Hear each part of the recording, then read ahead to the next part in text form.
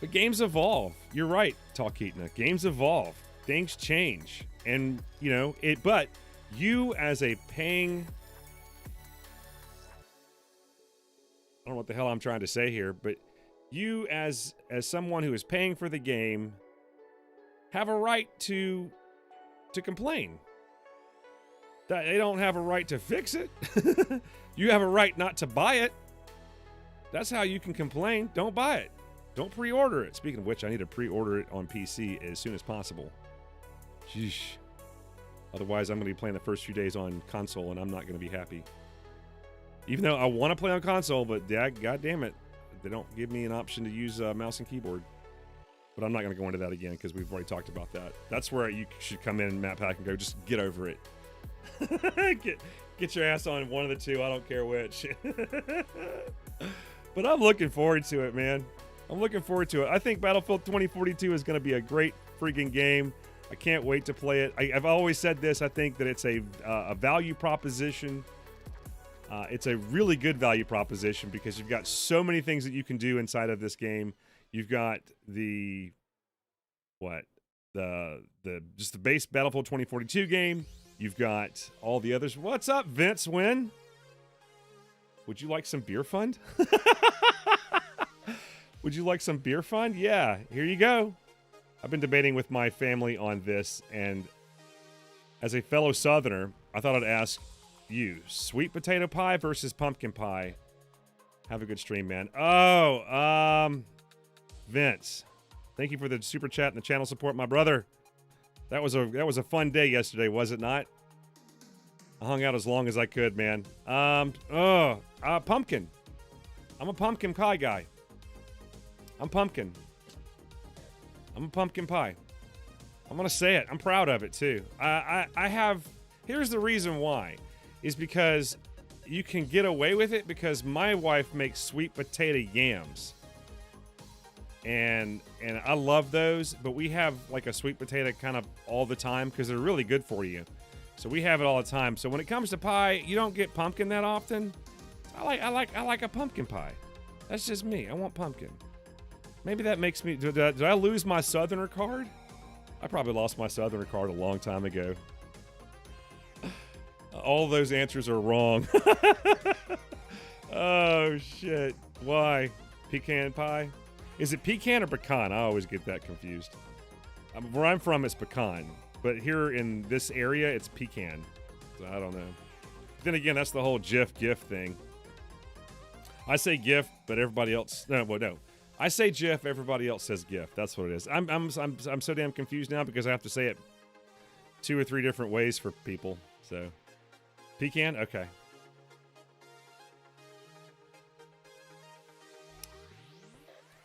You know, I just realized something, that the thing you didn't pop up. The alert, did alert pop up?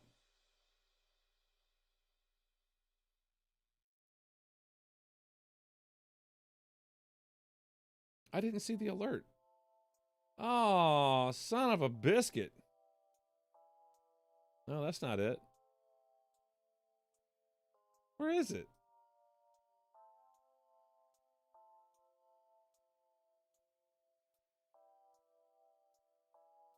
I think it was in the background. It's supposed to be at the very tippy top.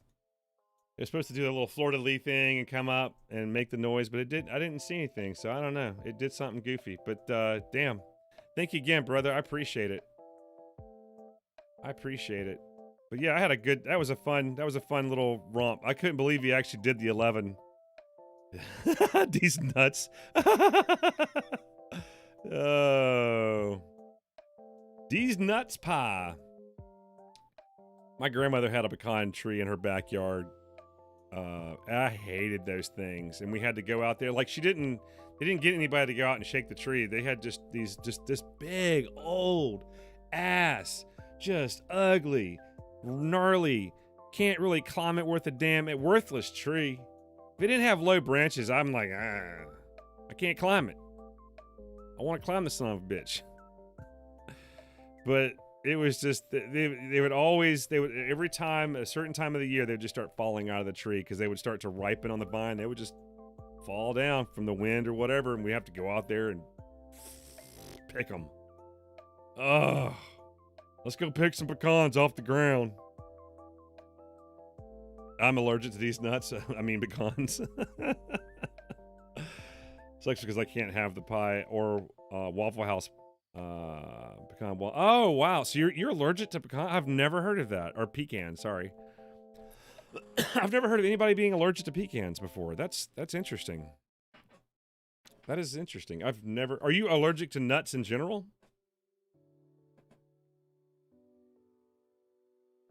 Like, are you allergic to like peanuts, like Lagoons? No, don't get me wrong now, Talkeetna. Oh, tree nuts? Okay, tree nuts mess you up. Okay. Trees, nuts. You gotta play it in there, right? Oh my god. Trees, nuts. Peanuts are good for you? Okay, okay. Yeah, peanuts I mean, they don't really do anything to me. They just, sometimes they give me some, just like, eh. They don't make me feel great, but I mean, I don't have like, I don't swell up or anything.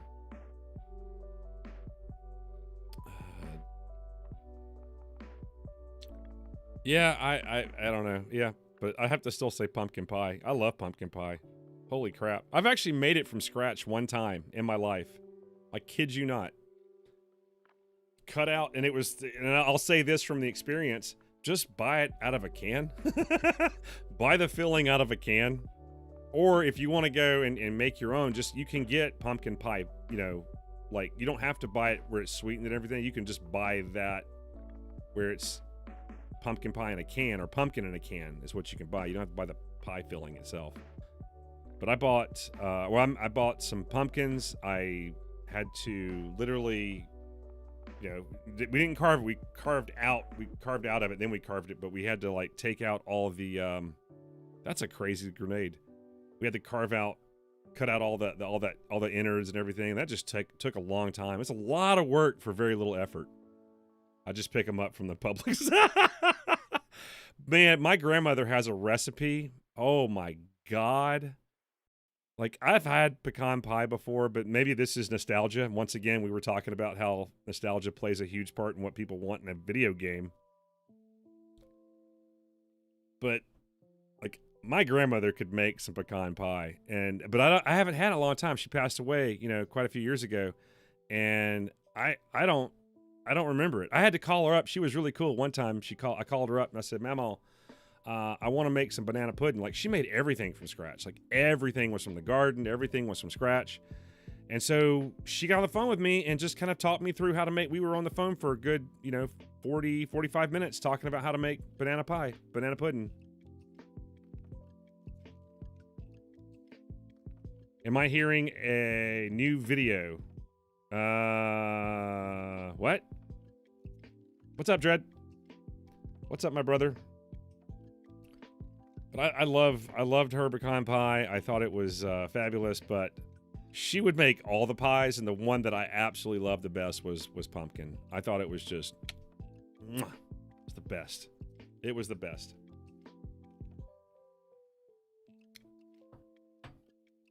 Cooking with Saint. Today on What the Hell is Christina Cooking? I have done a couple of cooking. We did 2 cooking videos, actually. They're actually in there. Saint's Kitchen. Wow, that's good. Ooh. Talkeetna coming up with the words. I gotta get that down right now. That is badass. I guarantee you somebody's already got it, though. Guarantee you somebody's got it.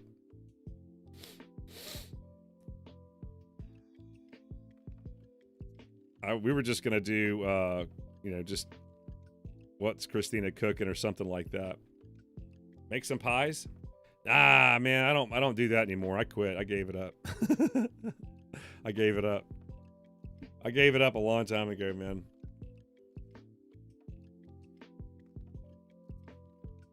But thank you again, Vince Wynn, for the super chat and channel support, man. That's huge. Thank you so much, man. I appreciate it. Thank you.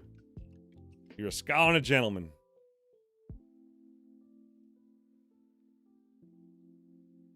And that sucks that you can't have tree nuts. Like what else are tree nuts? Like so it's pecans or almonds tree? What are tree well, I guess almonds are too. Almonds are tree nuts, so you can't even have almonds. Holy crap. Maybe I should stop eating almonds. I eat almonds all the time. I need to probably slow down. Maybe nuts have been my problem here lately with my digestional discomfort. I will say it might have something to do with this stuff I put on everything called salsa verde. Have y'all ever heard of that? It's by El Paso. Hazelnuts are the worst. No Nutella. Oh, but you're not missing out much, man. I'm sorry. I'm not a Nutella fan at all. I don't like it.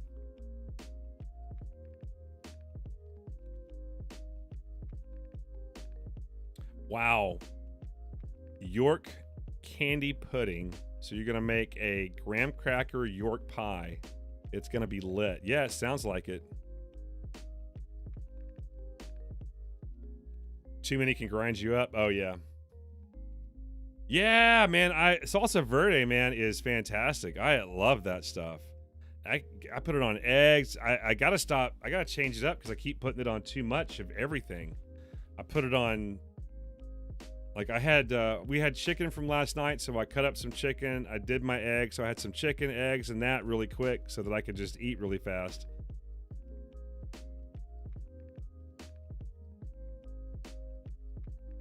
Yeah, I'm not a Nutella fan. I don't care for it. I know Christina is all right with it, but it's not my thing. Why ruin chocolate? I think that's what Christina said too. Why ruin chocolate by putting hazelnut in it? Yeah. Like, why would you do that? That's just goofed up. Yeah, don't do that. Oh, God. We got some hazelnut fans up in here. We need to watch this trailer. We're going to watch this trailer. Let's watch this trailer. Let's check this out. Because I've been sitting here just playing it like this for a little bit. Is it 2? Yes, 2. All right, cool. We're going to watch this trailer. Let me see if I can start it over. We'll let it finish this one, then we'll start it again. But Not Till You Die is way too sweet for me. What? Okay. Maybe I shouldn't have said that out loud. I'm not sure. But I'm liking some of the characters. I like a lot of what's going on here. I mean, I like the abilities and all that. And plus, we're going to have more specialists as time goes on. We're going to have more stuff. So I'm looking forward to it.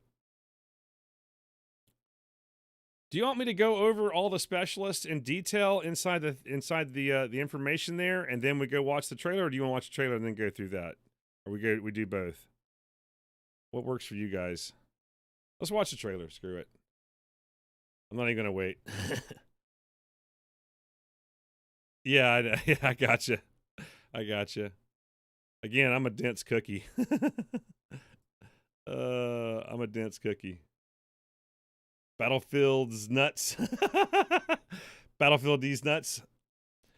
There's Nutella Cafe on Michigan Avenue in Chicago, and I'm like, why? Yeah, I don't know, man. What do they sell there? Do they have coffee? If they have coffee, then it's all right. I'm done. Good deal. Oh, God. Let's have some Nutella. All right. Let's watch this. Let's watch this.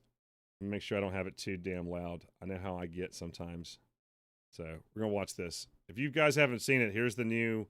This is introducing the new specialist in Battlefield 2042.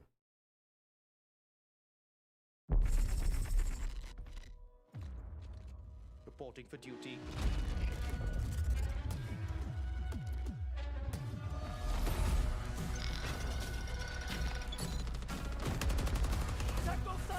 Yeah. He's revealing enemies around him.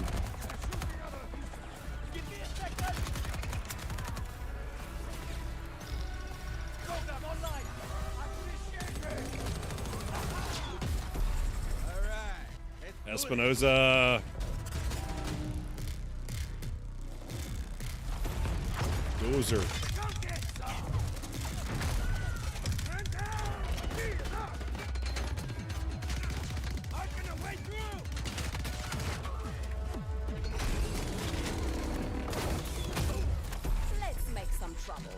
Okay, let's do it. Emma some dance.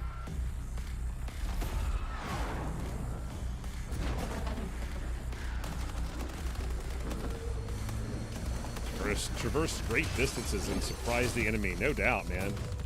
I can't wait to be flying around like an idiot.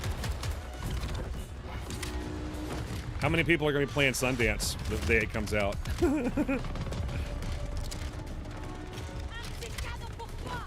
That grenade locks on. Watch it.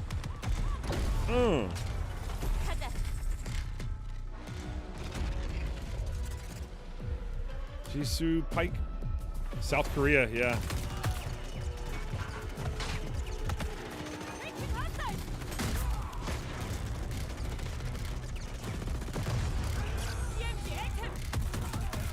All right, she's got some sort of displays and a overlay of hostiles.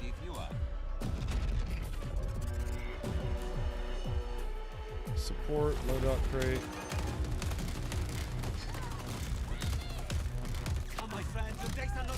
Restore their armor.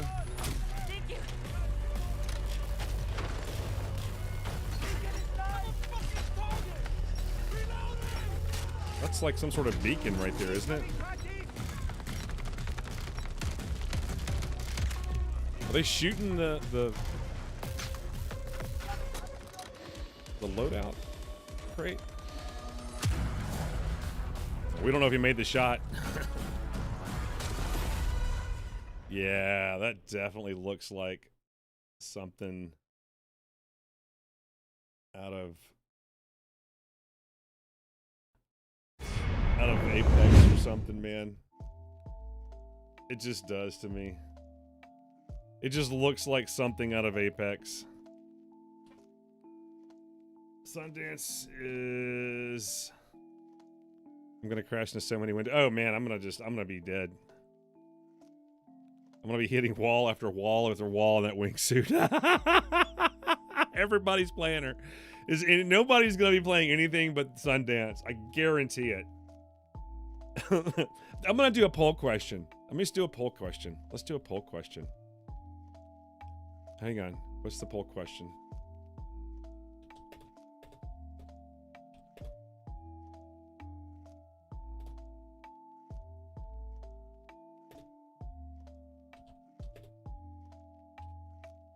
Hang on. We're going to do a poll question. Hang on.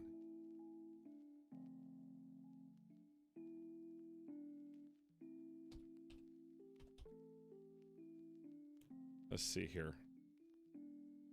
Oh, can we get rid of these two?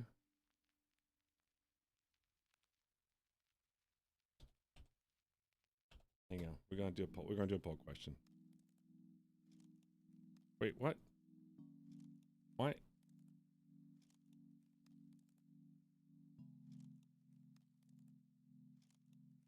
I can't get rid of those?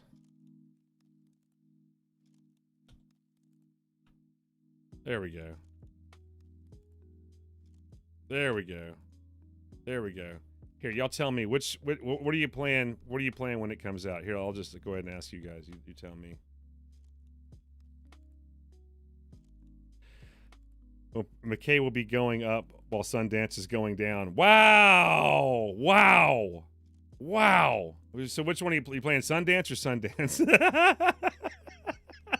Y'all pick. Let me know. Let me know how it works out. I'm gonna make a Windex commercial joke. Oh God. Yeah, there's gonna be some funny stuff going on just with the names and everything else alone. But this is gonna be silly. I'm looking forward to it, man. I'm looking forward to it. I'm looking forward to it.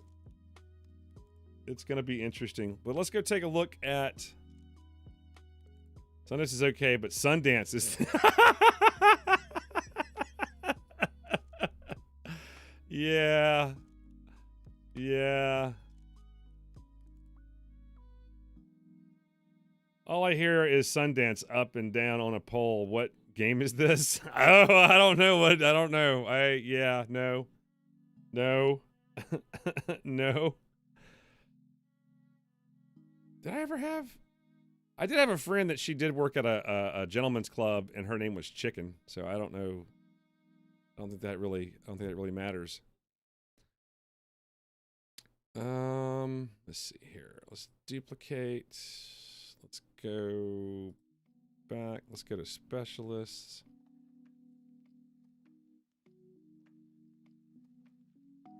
So now we can look at each individual specialist. And here are the new 5. There they are.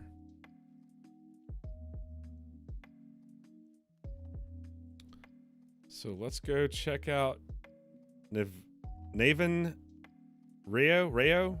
Naven Rio? I don't know. Bro, I'm calling it now.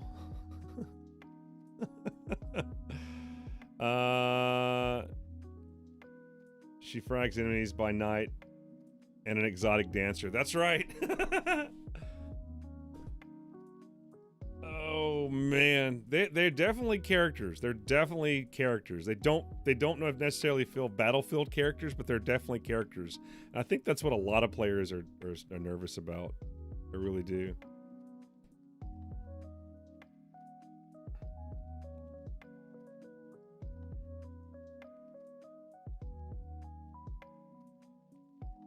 Yeah.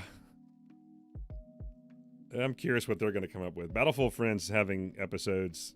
They got to play the game a little bit just to get some ideas, but they said they already had ideas. Lots of explosions. Oh.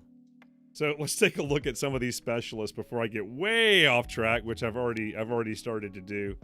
We're going to first look at, what is his name? Naven Rayo. Is that it? There we go. Yeah, each one of these have their own little video that comes with it. These are all unlisted, so you have to just click on it here. But it's the same as the trailer was. It's the same thing. He has it's a cyber warfare suit. Scramble enemy vehicle systems, disable rangers, or trigger base defenses from a distance. And it says Trojan Network, hacking into enemy systems for valuable intel. So I don't know how that's going to work. I'm kind of confused on which one he uses. I guess you have to pick one. I don't know. I have no idea. The most technical minded of the NOPATS task force, Rayo studied electronics and engineering in his youth. Blah, blah, blah, blah, blah, blah. I don't care. But that's all I was interested in, is just that right there. So there's not a whole lot of detail. I don't want to go into all their backstory and their history and stuff. I'm not interested in it. If you guys are, I'll leave a link in the description down below. You can go there. So Espinosa has really been a part of this whole thing since the first trailer, because he's the one that takes the guy's dog tags at the very beginning. So, but he has a ballistic shield, uses the shield as a battering ram, protection from incoming fire, and for closing the gap on enemies. Blast resistance, make the assault specialist extra resilient to explosive damage. So probably because he has all this stuff on here. So in the trailer, you can actually see where he right here, a grenade gets dropped right there and nothing. Also, did you see that? You can actually see the grenade on the ground now. So they did put that in there. So you can see the grenade. So that's a good thing. So he took some explosive damage and it didn't even hurt him. That could come in real handy. And I think, here's the thing with classes. I know that we don't have them. We're not going to have them in the base game. They're going to be gone. If you didn't know, the first 10 levels as you're playing out, you're going to slowly gain other abilities where you can take on other classes. So it's going to be a traditional class when you first start, and then they're going to slowly work your way out of it. What's up, Vic? So they're going to slowly work your way out of it, and then it's going to be like it was in the beta, where you have everything. You're going to have all of the information. You're going to have all the gadgets. You're going to have whatever you need. The only thing that's going to be unique to that particular specialist is their specialist, their particular thing. Like for Espinosa here, it's going to be the ballistic shield and being blast resistant. For McKay, it's going to be the grapple hook. you know. So that's going to be it. That's where we're going to be at with him. And as far as I can tell, they're not coming off of them changing at all. Let's go take a look at Sundance. The only thing with Sundance is she has smart explosives. I think that's what we saw a while ago. Sundance has the explosives and the experience to make life very difficult for the enemy. From scattering grenades to micro drones, if something needs to go boom, they're the one to call. Ooh. So not only she got wingsuits, but she's an explosive expert as well. Wow. Wingsuit operator. When needed, Sundance will deploy a wingsuit instead of a chute. So that's going to be fun. Sundance is winning. Awesome. I wasn't sure. I didn't know how the poll was going to go. I was just curious. Gonna get back to work, y'all. Have a good one. Vince Wynn, thank you so much, man. I appreciate it. Catch you later, brother.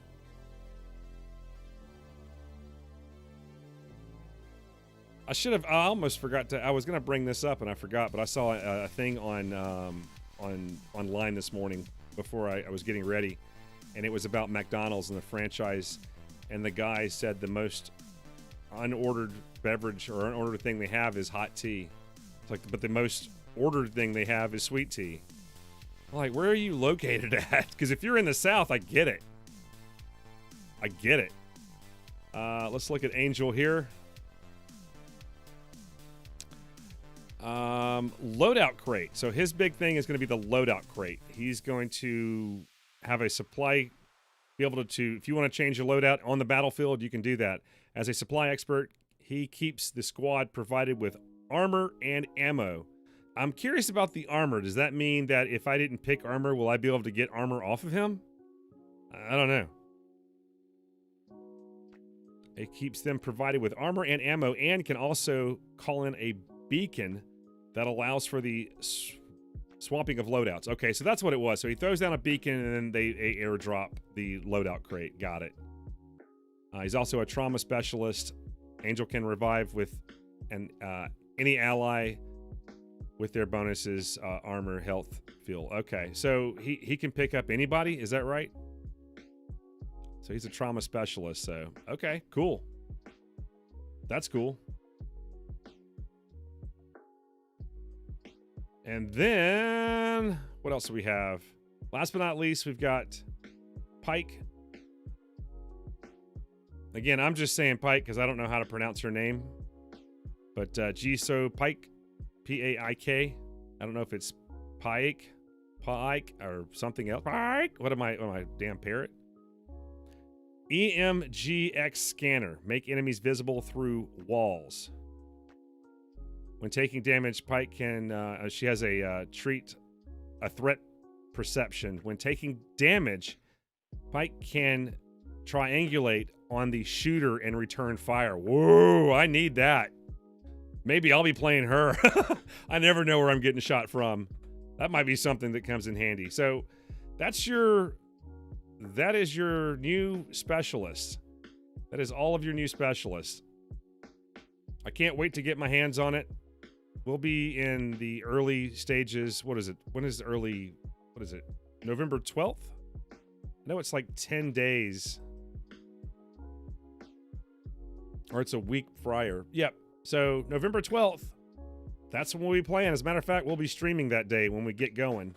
So we're going to be streaming out the gate. I don't know if I'm going to pull another all-dayer or not, or just a standard. I might do like an 11 to late in the afternoon into the evening and not try to get up and go the first thing in the morning. Like 8 o'clock to 5 o'clock just about killed me, so I'm not going to do that. But yeah, we might go for a good portion of the day. I know that I am going to get it on early access on PlayStation. I'm going to try and go ahead and pre-order it on PC. So I've got it. I'm ready to go. I'm ready to jump into it. Wall hacks. I mean, there was two different ones that had that though, Matt. So you have her. So she's got the EMGX scanner, makes enemies visible even through walls. That is definitely a wall hack. You're right. That is definitely a wall hack. But didn't the other guy have one as well? Was it? Yeah, it was Navan Rayo. I am just butchering these names. Scramble enemy vehicle systems, disable rangers, or trigger a base defense from distance. Hack into enemy systems for vulnerable intel. I could have swore when I saw his... Let me see this again. So when I saw this, it looked like he was... That's actually what he was doing.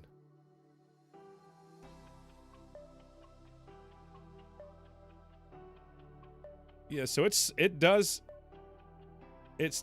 spot people. So that's two different kind of wall hacks that they're gonna have. So that guy was hiding behind a crate, and he lit him up. So yeah, it's designating. That's two different specialists. It's gonna designate your location. Ooh, that is gonna be interesting. What do you guys think about that? Is that something that you're excited about? I know I don't know how I feel about it, to be honest. I really don't. I don't know how I feel about it. I don't know if that's something that I want. I don't know. I really don't know. I do not know. I like Espinoza, Dozer. I like the ballistic shield idea. I mean, like, if I'm just struggling, that might be one of my struggle loadouts. Just grab him. You know, I'm tough to hit. I can throw up a shield. You're busted.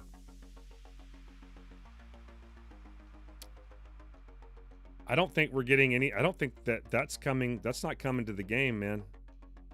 That is nothing that they've talked about so far. I've said I wanted 3D spotting, but that's not coming to the game from what I can tell. Let's go actually do that now. Let's go look at the other stuff, because we've got a lot of stuff that came out as well. The struggle loadout. Yeah, that's going to be my struggle bus loadout. No doubt. Espinosa is probably going to be my struggle bus. Probably usually when I'm struggling, I'll probably play somebody that can res people. So either I'll play Angel or I'll play Falk. You know, something like that. You heard some rumors? Oh, really? Do tell. Give us the deeds, man. What rumors? I am all ears, brother. What rumors? I got my pen and paper right here. Give them to me. Hot takes. Hot takes.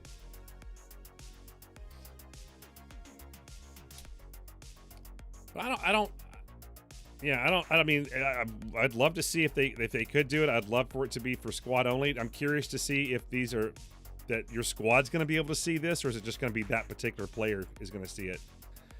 Boy, there's going to be a lot of back and forth. Like, man, they've got a lot of this on their team. We're going to have to do a lot of this to match that. I could see there being a little bit of a strategy here when you see what the other team has, but you got 128 players. It's going to be hard. 64 v 64. It's not going to be easy at all. This is not going to be, your typical... This is a completely flipping Battlefield how it is on its head. No doubt about it. But I am looking forward to it. So there's a rumor that 3D spotting might return because of an issue with the ping system. It also is a rumor, but it sounds like it might be a reality. Let's do this. Let's do this. We're going to switch over.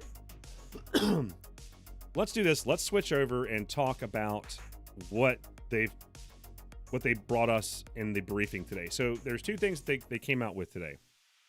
They came out with all the new specialists, and they've also came out with a news briefing kind of explaining what's going to be in the game, what we should expect when we get the game, what they fixed, and so on and so forth. There's a lot there. So there's a lot for me to read and a lot for us to go over. So tell you what, let's jump into that right now. Let's stop wasting time and let's just get into it. And that way we'll all kind of be in the know together. So I'm going to flip over to do that. And don't worry, I am going to make this big. So don't worry. But I think we need, you know what we need? I think we need some hype train. I feel like we haven't had Hype Train in a while, and I think we need some Hype Train. You guys want some Hype Train? Anybody want some Hype Train? You want some Hype Train? I swear to God, I don't like this because I feel like I'm covering my face with it. You know, but it's a pop filter. So. Yeah. Screw it. We're going to have some Hype Train. Hype Train.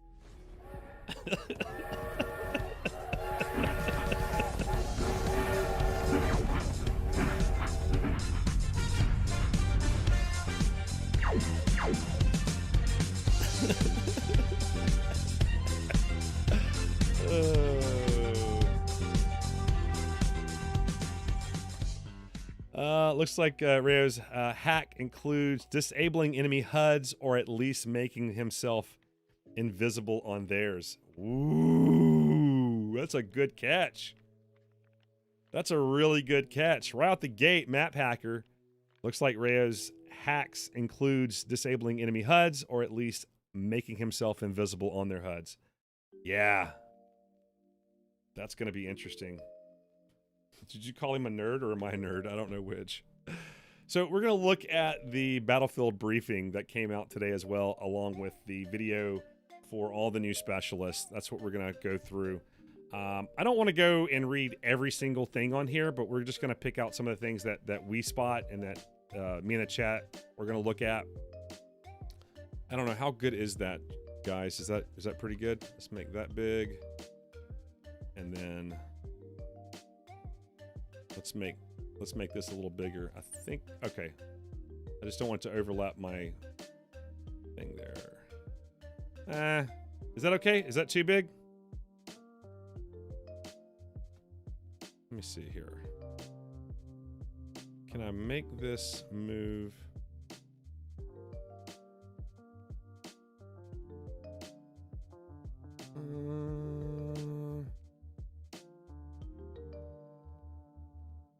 All right, we'll just go with that. We'll go with that. Battlefield briefing, what we learned from the open beta. So they talk about kind of the open beta, kind of what they learned and how they finally got a handle on things. But I'll just read this right here. I'll say, our open beta was a special moment for all of us who work across the project. You all finally got your hands on, with our game. I don't know what, sometimes the writing on this doesn't make a lot of sense, so I'm probably going to change some of the words up a little bit. You finally got your hands on our game. Before we get into the various things they learned and the improvements that they want to put into motion for the launch of Battlefield 2042 and beyond, we have two special thank yous.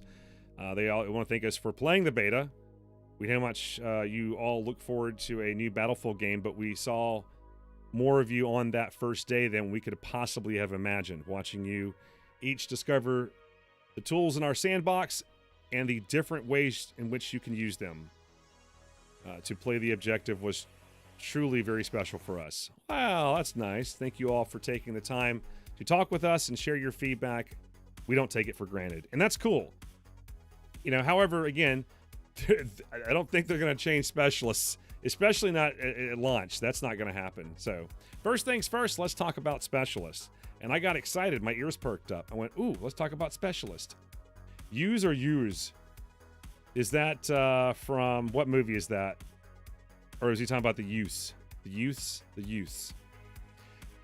First things first, let's talk about specialists. Today, we are happy to reveal the final 5 specialists for Battlefield 2042 at launch, bringing the total up to 10. Armed with a unique specialty and trait, we see specialists as the next evolution of classes. See right there. Armed with a unique specialty and trait, we see specialists as the next evolution of the classic Battlefield class system that will not only enable individual players to have a bigger impact, it will elevate teams that cooperate to newer heights. And this is something that I've been saying for a while, that those who want somebody that's going to be able to heal, you're going to have to communicate with your squad and say, hey, we need a healer. We need a medic. We need some ammo. We need somebody that's going to carry a health crate. Something. sorry, not everybody can have a rocket launcher, so you're gonna have to, make those choices. However, if you're a lone gunman going into the battlefield, maybe you can make some adjustments for yourself so that you don't have to worry about that. You just say, you know what? I don't care if I get rezzed. I don't care if I get healed. I'll be all right. Those are the decisions that you get to make. But it lets you make those decisions. It doesn't pigeonhole you into certain, specific molds that you have to abide by. I'm trying to look at the good here. I'm playing devil's advocate, if you will. I know not everybody wants this. I know not everybody agrees with this. Classes are gone. Specialists are the new classes, and that's how it's going to be. Again, if you want classes and you want to figure out how to do that, you're going to have to go into Battlefield Portal. I don't think it's going to be very easy, but there you go. All right, let's move on.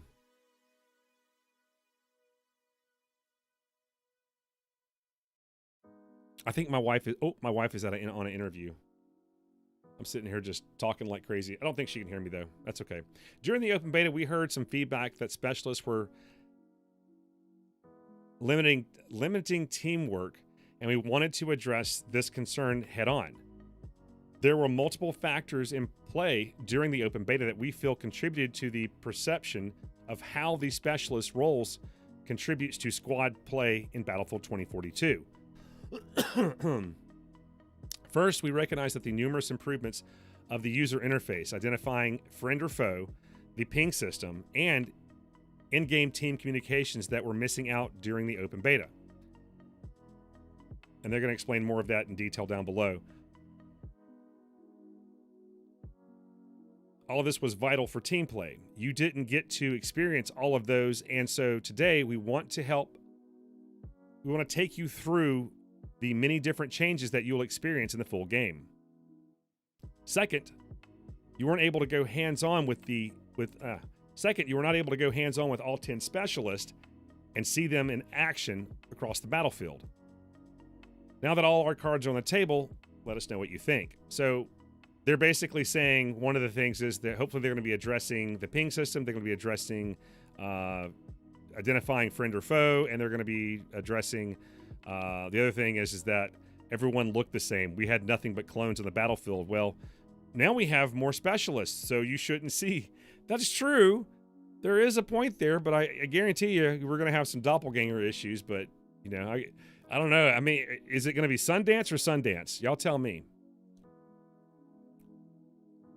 So what we learned in the open beta over the past few weeks since the beta, we've shared some limited insight into the challenges that are coming. Or the changes, sorry.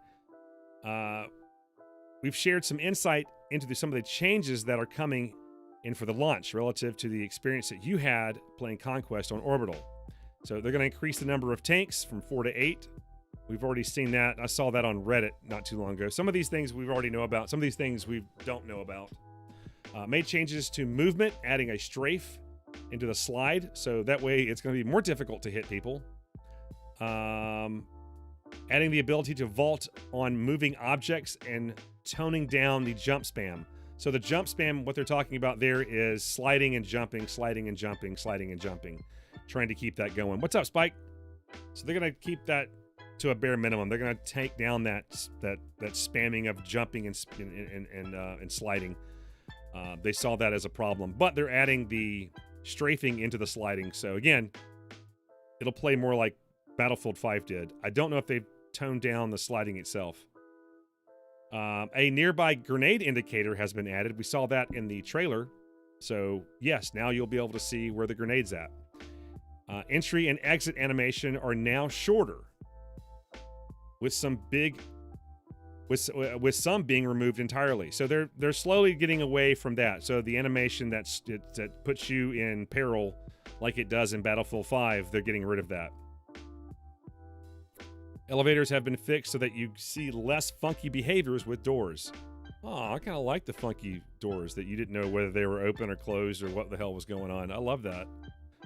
But there's much more beyond that, and we want to give you insight on the opportunities an open beta presents us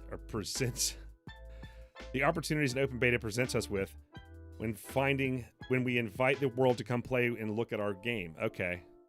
So basically, they more insight. So first, we can test how our technical systems behave in the wild, bringing forward with us the learnings we had from the technical playtest in August to ensure that the solutions we developed were successfully applied in the real world. Secondly, we get to compare the behaviors of how we see things behaving internally with how they behave in the hands of real players. Finally, an open beta on this scale provides us with an opportunity to hear directly from you on how the game feels. There's plenty of good decisions below covering some of our thoughts on the feedback. Some of our thoughts on the feedback that we've read and seen, shared and discussed across various Battlefield communities. What we all appreciated seeing most was just how much just how much joy you are having living your best sandbox life. Oh, sandbox life. We heard lots of positives about the gunplay, the fidelity, and the welcome return to our modern setting. We also heard plenty of constructive feedback around performance, team, and squad play, and the user interface. Constructive feedback. I like how they put that. These are full res screenshots of their scans and probably where all the players were. But yeah, look at that right there. Everybody went to the tower. If you can't see that. Whoops, did I go too far? Wait, shoot. Yeah. That's B1 right there. There's the delta, there's the deltas, there's a tunnel, there's the launch pad, but look how hot that one was. And like I said, we all knew this right here was the zone right here. This is where everybody was at. But there's some hot spots over here at C as well. They've got this map flipped upside down, but because there's your C locations and then there's your tower and there's your launch pad there. But yeah, that's crazy. An overview of vehicles versus infantry hotspots across the entirety of Orbital. Click to see high resolution. I'll have to show that in the video. Below, we're helping to summarize that feedback. Okay. Performance. We've previously talked about the age of our open beta build, but haven't talked with you about why it is you experience something older compared to what we're playing, testing, and polishing every day across our studios. In order to ensure that we can have an open beta, we do something called branching. Okay, so they're just going to go and explain what all that's about. I know a lot of you guys have probably already heard about all that. If I need to, I might go back and reread it, but I don't think it's going to serve us a whole lot. They're just basically explaining exactly what they're doing. They're going into the details about that. Branching allows us to strip out unnecessary systems, content, and mechanics that are still under various forms of testing and polishing up what sometimes here as a vertical silence of the game. We work hard to optimize it, stamp out critical bugs, and drive for maximum compatibility and performance on known hardware. So, yeah. Servers. We gained a mountain of valuable data about the performance of our servers and the processes we use to keep them successfully scaled right across the experience.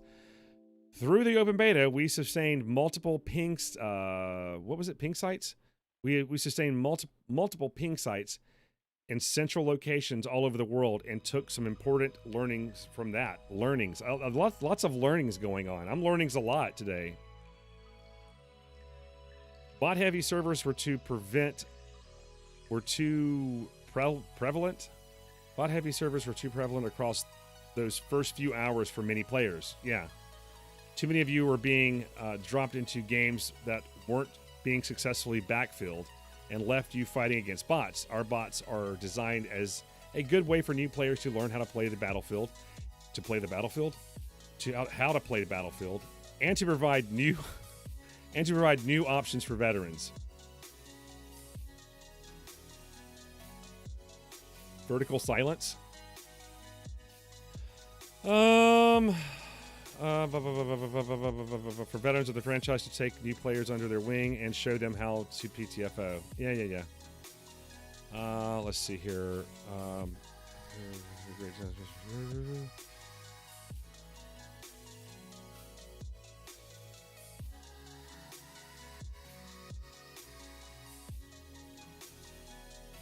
Okay, so that's what they were having. Okay, so we're also able to monitor the behavior of the matchmaking and study why is that players were sometimes being sent to servers outside of their region. Yeah, please tell me why.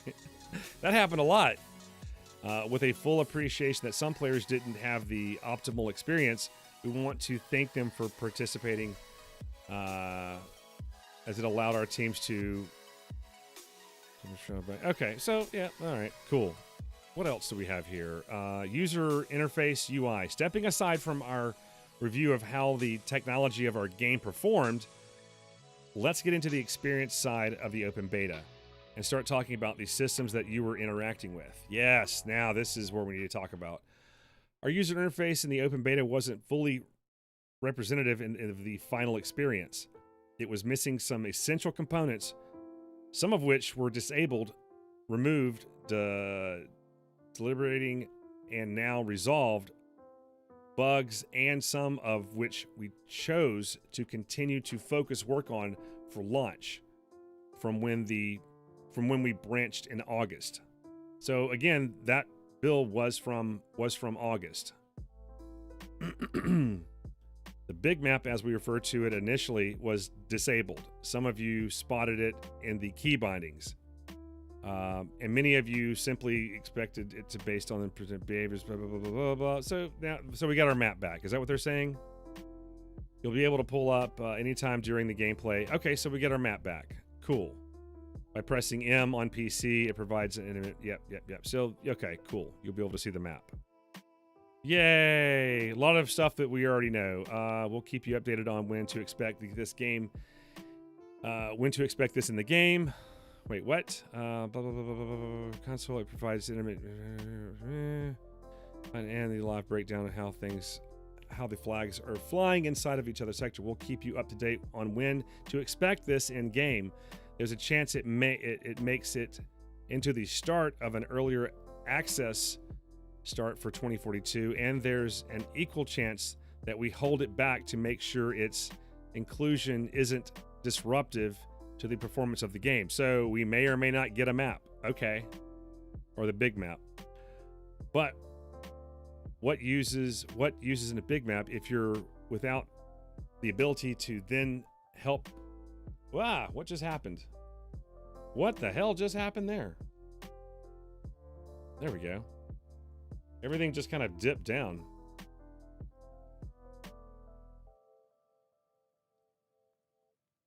There we go. Big map.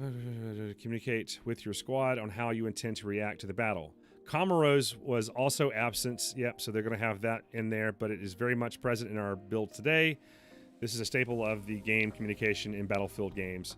The ability for you to hold down a single button to quickly give actions, indicate where you want to go, where you need to go, blah, blah, blah.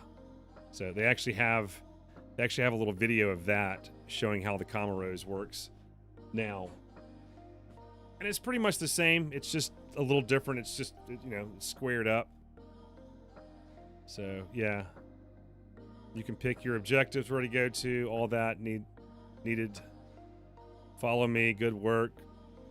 Yeah. So, yeah. There you go. We want to ensure that so we might get a map. They're going to have the map eventually, Talkeetna. The way they were saying it, I thought that it was already in there. So big map, as we referred to it initially, was disabled. Some of you spotted it in the key bindings, and many of you simply expected it to be, to be there based on past, previous Battlefield games. We have it in our build today, and you can see it in the action below. So there it is. So we have it in our builds today. You'll be able to pull this up anytime during a live gameplay by pressing View, Touch, button on console or M on PC. It provides an immediate overview of where the battles are taking place, where your squad mates are fighting, and the live breakdown of how flags are flying inside of each sector. We'll keep you up to date on when to expect this in the game. So no, it's not in the game yet. So either it will be at launch. Some of these features will not be in the game at early access. So when we get early access to the launch, we may not see this stuff. We may not be able to play the gold until launch day. So that'll be the 19th. So we'll have a little bit, we'll have some bugs for about a week. It is getting very hot in here. I had to turn the AC on. So sorry. We know that Battlefield plays best when you can coordinate. In addition to our ping system, the ability to quick tap and input and give context indicators, we have some great tools to hand over to you at launch. Ping wasn't working as well as we would have liked during the open beta, but at launch, you can expect it to function more responsively. Okay. When you're pinging locations as assets and enemy soldiers. So the ping system is back, and it wasn't functioning very well in the open beta, but now it should be more functional. It should be working responsively. Elsewhere in the UI, let's quickly talk about the heads-up display and the information that's presented to you during minute-to-minute gameplay.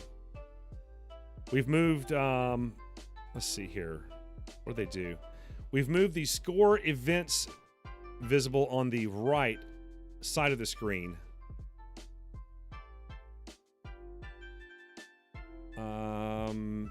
Into its final state. Centrally beneath the crosshairs. It provides... Wait, let me see this. Let me see what's going on here. Make that big. Okay, never mind. Don't fill the screen. Oh, the compass is there constantly. The compass is there the entire time. Ooh, that's huge. Oh, so we're gonna have the compass the entire time, man. That's gonna be awesome. The ping system looks like it works pretty good. Ping system looks like it works pretty good.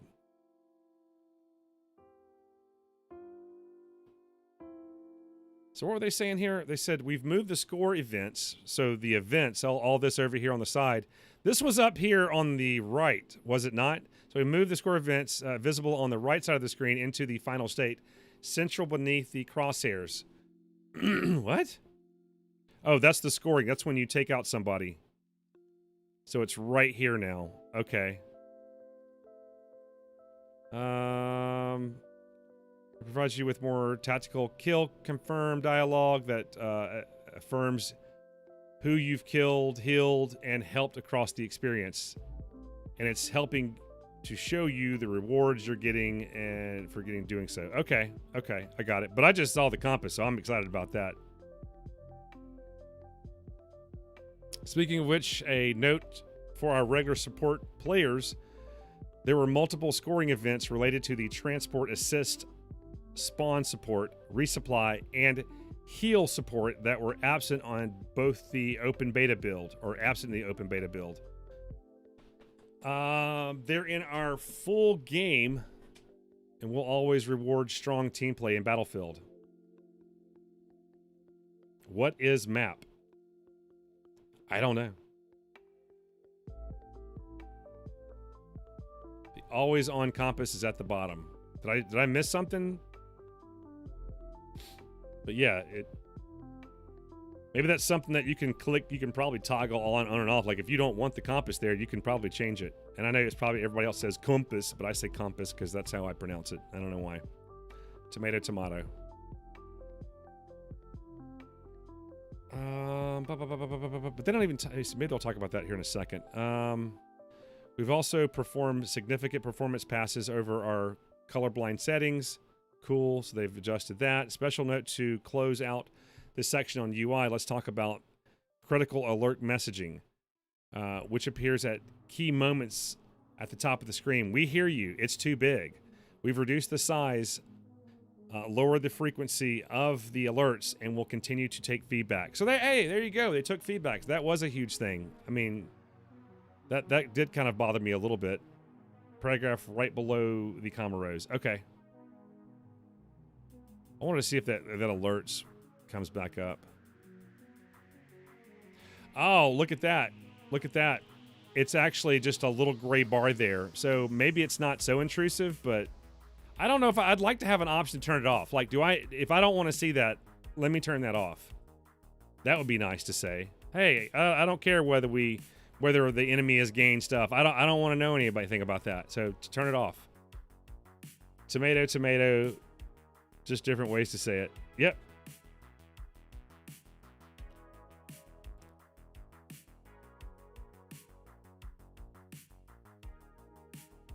Oh, there it is. We wanted to ensure that the best equipped with the right tools to communicate with your squad. As further examples, as we've modified the default behavior of the compass that appeared whilst aiming down the sights at launch. You'll see that it is now always on, so that you have the ability to easily communicate with your squad nearby. But can somebody turn that off? What if they don't want that? You know, I don't know. Some people just don't like all that information on their HUD. So I'm curious if they can turn that off or whatever. But team and squad play. Or do we have anything else we want to cover about here on the UI? Do we think we have everything on the UI that we want to talk about? So I think that was everything. Ping system. We got that. We know the ping system's back. Where the UI, let's quickly talk about the heads-up display. So we're talking about that. We've got the heads-up display talked about. We've got the Combass.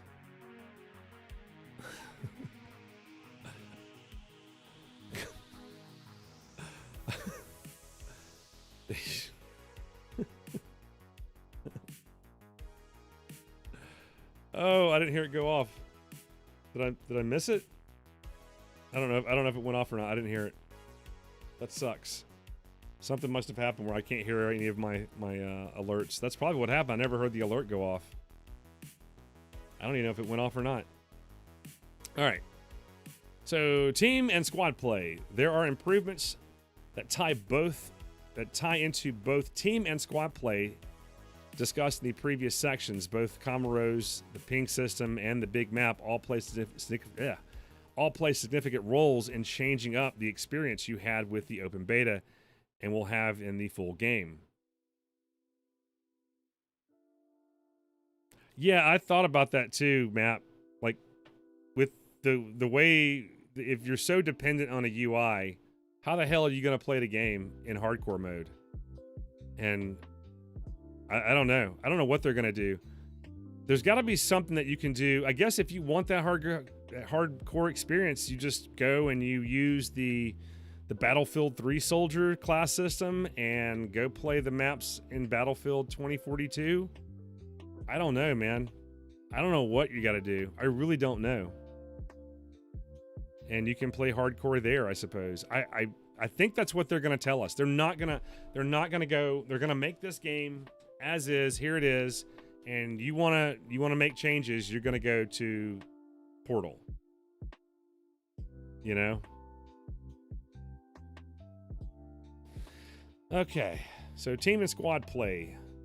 There are improvements that tie into both team and squad play discussed in the previous section. Both comma rows, the ping system, and the big map all play significant roles in changing up the experience you had with the open beta and will have in the full game.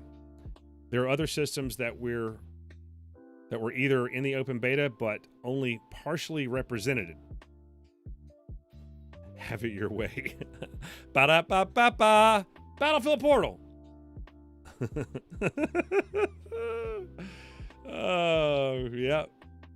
There are other systems that were either in the open beta but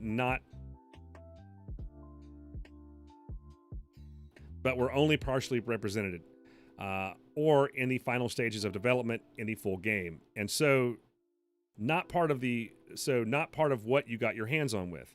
Geez, the way they write this. I'll put this entire thing in Grammarly, and Grammarly just pukes out like, don't say it this way. Misspellings, all kind of stuff. I don't know who writes this, but God bless them, man. I think they write the way they talk. I don't know. Maybe that's what they're doing. They're talking and it's writing it for them. First up, let's talk about loadouts. In the open beta, we unlocked more of the sandbox than is experienced when you first start playing the game, as an important way of testing the behavior of certain gadgets in live environment.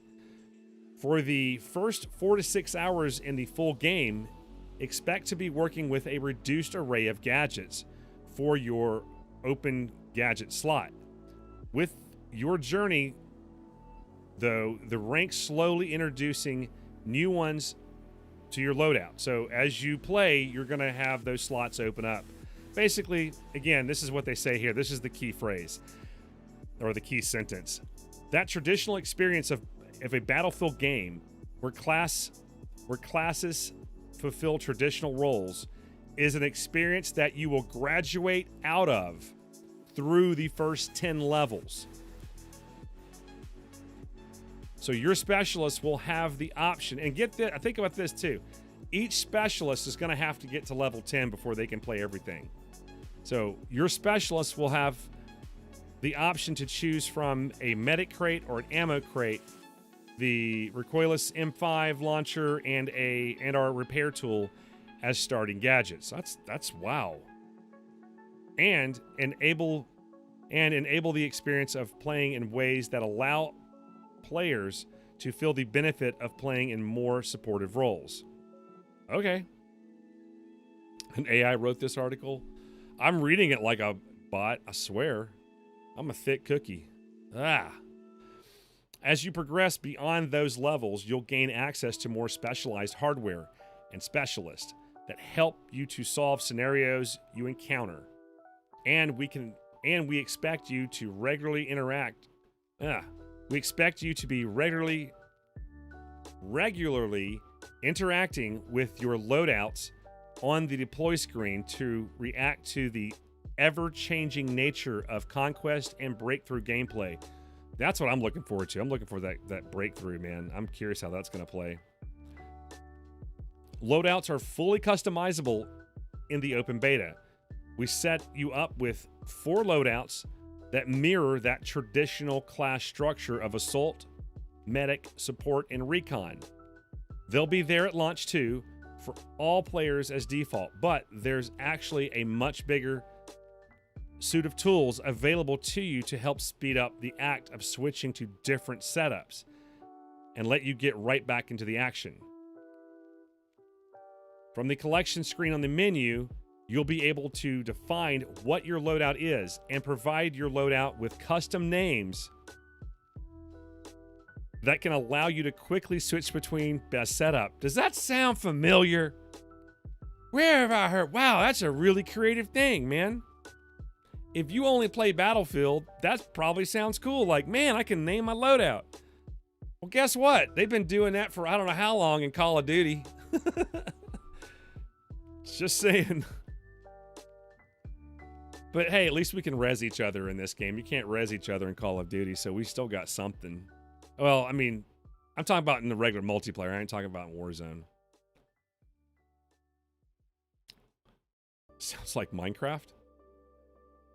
Diving deeper, a frustration we saw shared from the beta was feedback around inconsistencies you experienced with our Plus menu and the need to reset your best setup on each weapon on each round, and in the case of the AK, unfortunately, on every respawn. We wanted to share this deeper look into the complete behavior of the Plus system menu and showcase that you have more control over this function than you got your hands on. So let's take a look at this. So we're going into the game. I still can't make this full screen. Is it because I have this too big? I still can't make it big. Okay, well, screw it.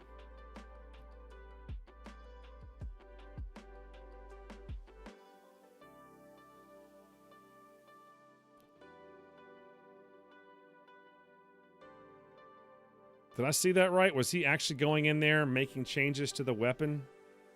Changing out what he wanted for his... Yeah, you can... Okay, so you can customize the plus. You can put whatever you want in there. What's up, Mulder?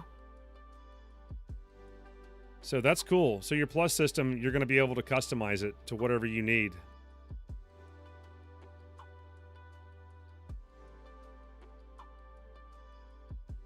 That's interesting. That's interesting. Cool. Cool. What's going on, buddy? Hope you're doing well. There are multiple slots per attachment type that you can assign different items into. So drawn from an extensive pool of weapon-specific attachments that unlock as you play more with the weapons. So the more you play with it. Also, one more thing. I also heard somebody on Twitter post this, and I'll put this in there as well. I think it was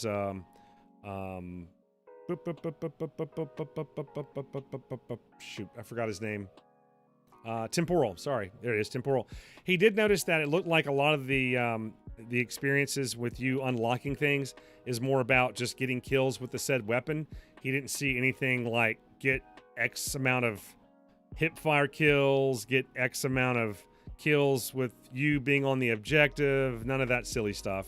So yeah, that's awesome. I'm starting to wonder if I'm going to be playing Battlefield Portal mostly. I don't know, man. If you want that experience, that's where it's at.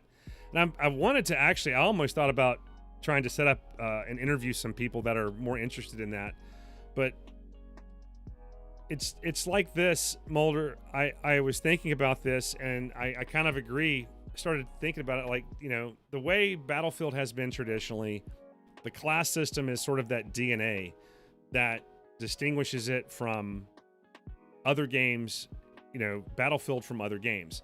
Mainly to me, Battlefield has always been infantry gameplay with a squad that works together, and you have infantry and you have vehicles on a large open map. That's Battlefield to me. But I get that the part of the DNA of Battlefield is the class system, and unfortunately it doesn't look like they're bringing that back. We just read this here earlier where they're talking about, you know, first let's talk about loadouts. In the open beta, we unlocked more of that sandbox than is experienced when you first start playing the game. So when you first start playing, for the first 4 to 6 hours of gameplay in Battlefield 2042, you'll experience a reduced array of gadgets for your open gadget slots. As you slowly rank up, new ones will go, you know, will open up for you. That traditional experience of Battlefield game where classes fulfill traditional roles is an experience that you will graduate out of the first 10 levels. So yeah, it's not going to be that way. I'll say this too, and we talked about this earlier in the show, that games, to be successful, they have to make changes along the way. They have to make changes along the way, and they always do it. And it sucks for the player base. But some of those folks, it may be where there are some folks in the minority. The minority is the loudest on social media, but a lot of the people that are coming to Battlefield, that are new to Battlefield, don't really see it that way. They see this as a moving forward and doing the things that make other games more successful. And that's the truth. I mean, Battlefield has never been overly successful compared to other first-person shooters like Call of Duty. And somebody was probably in there with a suit and tie on going, do what they're doing. And that's kind of what's happened here. And it does look like this was built based on that Battle Royale or Hazard Zone. It looks like that's what that is. And Portal is an insurance policy built into the game to make damn sure that you have the experience that you want. And if you want classes and you want to do certain things, then that's what it's there for. I'm going to be all over it, man. I'm going to be probably, I don't know if I'll be in Portal very much. I'm going to wait for people to actually put together some things that are going to be cool. I'll be in the main game for the most part. Probably flying with the wingsuit, crashing into buildings, and dying a lot. That's where I'll be. But I mean, that's what's so cool about this game, and why I think that it's got a lot of potential, is because we have many ways to play this game. There are a ton of ways that you can play this, because you've got the Hazard Zone experience, and I want to talk more about that. We were going to kind of get into that today, but I'm going to put that aside. So we're not really going to go deep into Hazard Zone yet. I'm going to wait till Tuesday. We'll talk more about that then. But there's a lot there. Like what do you worry? Do you want to? Are you available to talk, Mulder, or are you at school still? So what are you worried about? What's concerning you right now? I know that there's a lot here, but you know, when you went from Battlefield Bad Company 2 to Battlefield 3, they implemented changes that were popular in other games. Like, you couldn't go prone in Bad Company 2, but you could now in Battlefield 3. There were some other changes that they had made, but you know, they took, usually what happens as a game progresses, they kind of keep a certain percentage of what they had in the previous game, but they always implementing what's new. No, I'm curious, what is it that's got you worried? What's some of the other stuff that you're seeing that's got you worried? You can just list them if you want to. I mean, if you want to talk, we can talk later, but I would love to, I think, just like you're talking about, to me, Battlefield is class-based, squad-based, vehicle against infantry game. Yeah, so the only thing that's really missing there for you is the classes. Is that right? So the only thing that's really missing out of that scenario is that we're removing classes. I think of it like this. I think of it as you're breaking the mold, because if you're in a squad, say you're in a squad with your buddies, right? I guarantee you, one of the guys in there is going to say, okay, we need somebody with ammo, and we need somebody that can throw out heals. I don't care who, but somebody's got to step up and do that. If you're in a good squad, you're going to have that. And I think there's going to be an advantage to that versus me going into a game with a bunch of randoms who aren't talking and they're just picking out whatever the hell they want to pick out. That's where the experienced players, the experienced Battlefield players that are coming into this game with the knowledge of, hey, we need a medic. We need somebody that's going to res us. We need somebody that is going to, pass out ammo, which I forgot everybody can res everybody at that point. But, they're going to look at what is it that we're trying to do in this particular game, and what do we need, and how can we support each other? And I think that's going to come into play. I really do.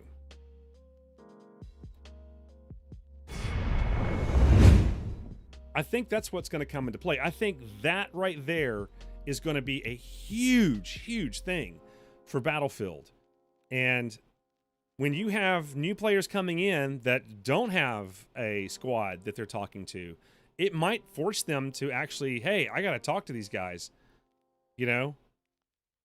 something like that. I don't know. I mostly don't like the specialist. I feel like it may end up being out of balance. And some of the gadgets a little over the top for my taste. I just want to feel like things are. And I get it. And that's every gamer out there. That's not just Battlefield community. That's every single gamer out there. They want what made their game good and why they liked it. But at the end of the day, things progress, things change over time. The old saying, and I know this, that the only constants in the universe is change.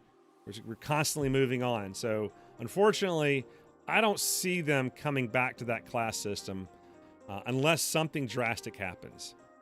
But they're trying to get people to buy. They're trying to sell. They're trying to sell and trying to bring a lot of people on. They see that this particular style of gameplay is what's popular in other games. So they're throwing it out there.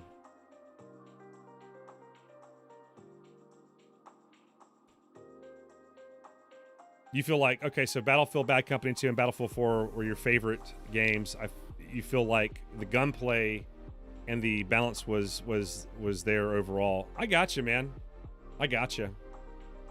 I hope you're going to give it an opportunity, at least a little bit. I understand that if you want to go into Portal, I hope you go to all of it and experience the whole thing, get your money's worth. Yeah, I felt like the gunplay when I played it, I loved it. I loved how quick and quick everything was and how fast everything was. I like that. It reminded me of other games, and it did that on purpose because they were trying to make it feel like other games. But again, insurance policy built into the game, Portal, right there. I think that's where a lot of that traditional classic Battlefield will be played. Yeah, I totally get it.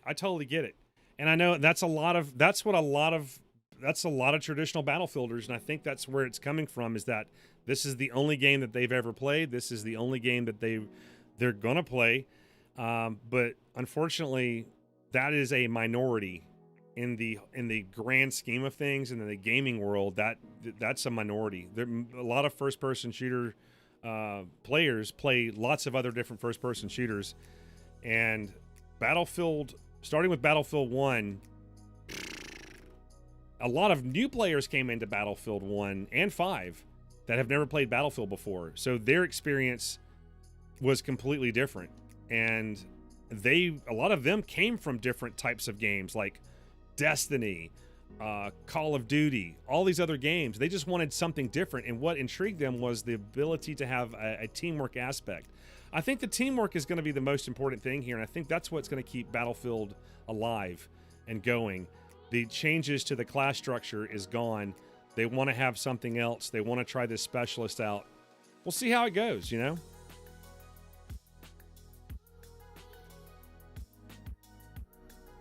Yeah, it looks like most of the bugs are going to be out of it when they come out. They've been talking about that. They've talked about the UI. We've talked about a lot of this stuff in here, Mulder. So, yeah. It feels like Battlefield. Yeah, I don't know. It's not going to feel like, you know, it might feel more like Battlefield 5 at certain places, but as far as the gunplay is concerned, I don't know. Well, good. That's what I want to hear. So you're like me. You're going to follow your friends into it as well. I totally get it. Well, I'm looking forward to hearing the feedback from you, Mulder. I want to know how you like it, what's going on, what's happening in that with your friends. I'm just curious.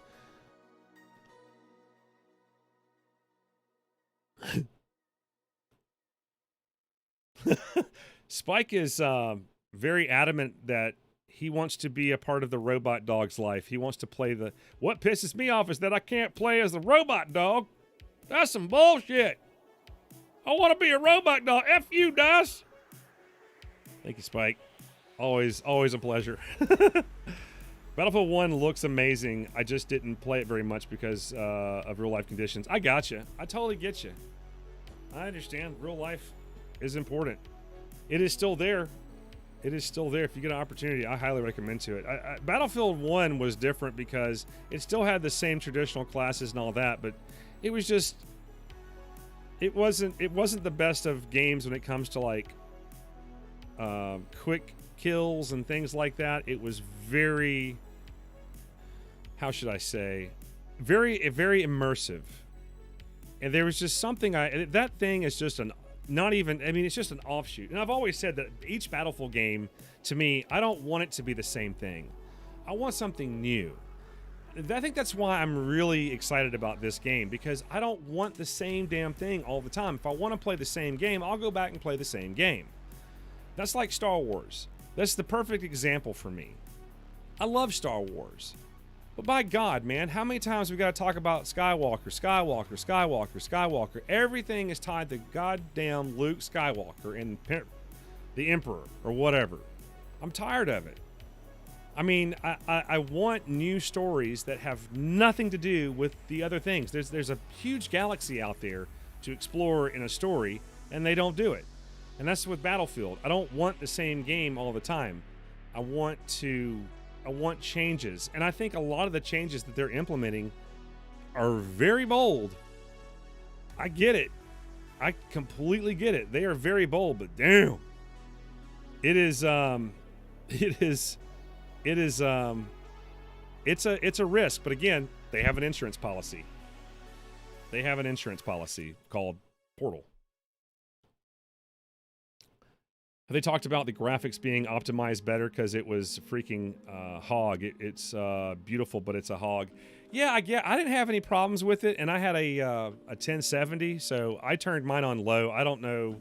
I haven't seen anything. Did we read anything about the graphics, guys? I don't remember specifically. They did talk about performance here. So they have a whole 1, 2, 3 paragraphs on performance. I'll read it to you really quick here. It says, we've talked previously about the age of our open beta build. That's the only thing they're talking about was the age of the open beta build. That's what they talked about.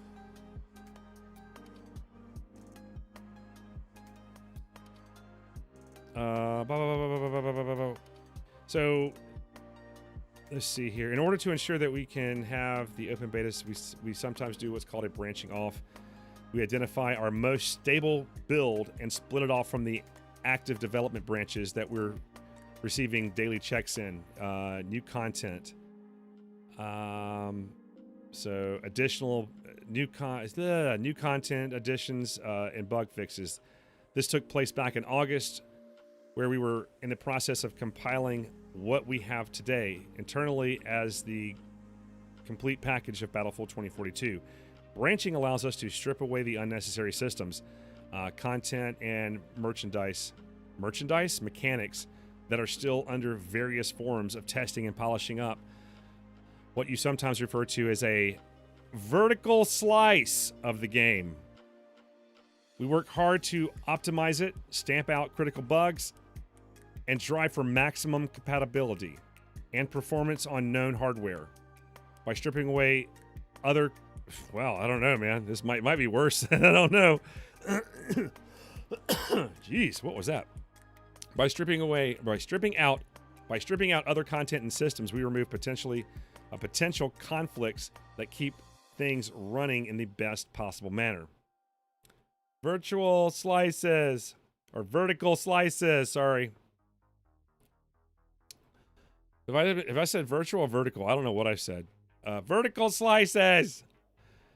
We knew that the open beta build would therefore not showcase where we are today with the polished and how the game plays, not benefiting from the additional work that's been done since the branch in August. In addition to what you've seen today in our full lineup of specialists and many of the updates that you can read about and see here. Expect more Battlefield 2042 updates over the next few weeks that let you get a glimpse on the great progress the teams have made. So we'll see.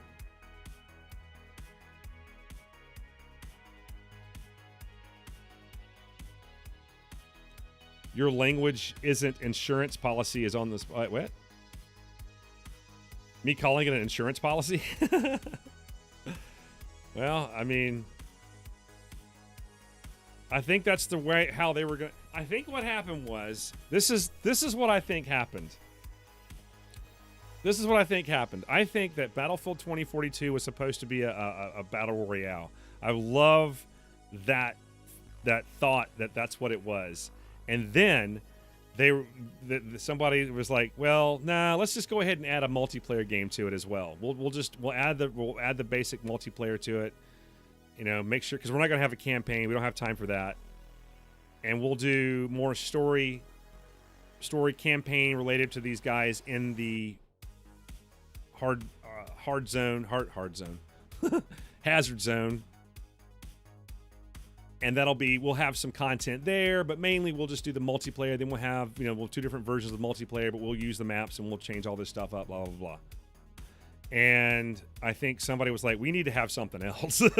And that's when they started working on that. I'm wondering if this is 2 games in 1 is what I'm wondering, but I don't know. I think the DLSS will be implemented in the final game. What is the DLSS? Now that's something for an NVIDIA, right? That's supposed to make it run a little smoother. Is that right? Our higher frame rate. Hopefully that will help us on boosting our frames. Yep. Okay. Gotcha. NVIDIA. Okay. I don't know, man. I hope so. I have a 1070, so I don't know if that works for me or not. I might be SOL.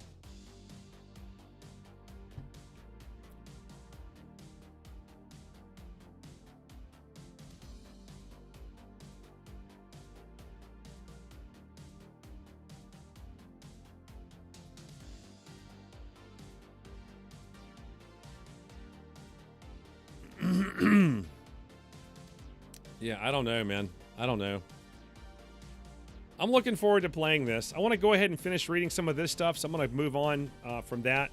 I think we were at team and squad play, and we were down here. So the first 4 to 6 hours was that. Okay, we got that done. Wait.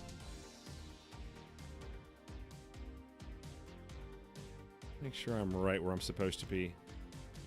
Team and squad play. There are improvements that tie into both team and squad play discussion are discussed in the previous sections. Both Camaros ping, big map, all play significant roles with your experience. These other loadouts. Okay, yeah, we did talk about it for the first 46 hours. Yep, this is what we talked about a while ago. Okay, cool. All right, we're back on track now. As you progress beyond these levels, you'll gain access to more specialized hardware and specialists that help to solve scenarios you can encounter, and we expect you to be regularly interacting with your loadouts on the deploy screen to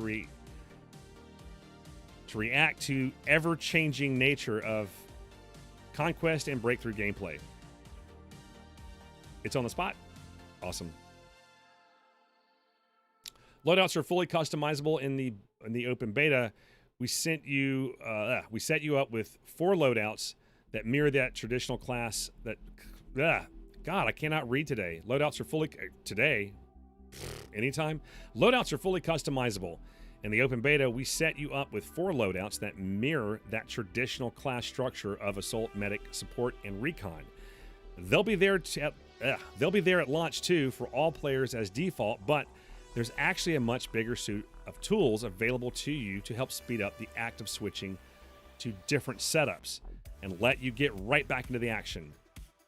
From the collection screen of the main menu, you'll be able to define what your loadout is and to provide your loadout with, that's right, we did talk about this, custom names and all that. Diving deeper, a frustration we saw shared from the beta was feedback around inconsistencies you experienced with our plus menu. That's right, we read that too. We talked about the plus menu, and then Mulder came in. That's right, there we go. Now I'm back to where I'm supposed to be. There are multiple slots per attachment type that you can assign different items into, drawn from an expansive pool of weapon-specific attachments that unlock as you play more with the weapons. Anything assigned into slot 1, those closest to the center is your effective spawn setup. When you deploy with the weapon in hand, you'll always be set up with your preferred attachments. This can be accessed from the collection screen on the main menu and from within the deploy screen during gameplay. Cool. So you can change your plus system up in the deploy screen. Cool. Moving away from the loadouts, let's talk about squad composition. We hear you loudly on this topic. Squad comp matters. You each experience 4 of the 10 specialists coming to Battlefield 2042 at launch, so we can appreciate that experience. So we can appreciate that experiencing the full diversity of our gameplay, nor variety of customizations wasn't accessible for you during the open beta. In Hazard Zone, we're keeping things tight and deliberate on squad comp. Specialist selection will be unique, and we're not running with duplicates inside of the squads. In all-out warfare, we're not using the same restrictions. We've been learning since Battlefield 1942 that our gameplay just isn't fun when you can't play to your strengths And there's been a lot of iterations done in that area in all of our games across the franchise history. In Battlefield 2042, you'll enjoy the freedom of moving between specialist and loadout that you need to support the squad. And there are parts of the experience that we have in our builds today that'll help reinforce that.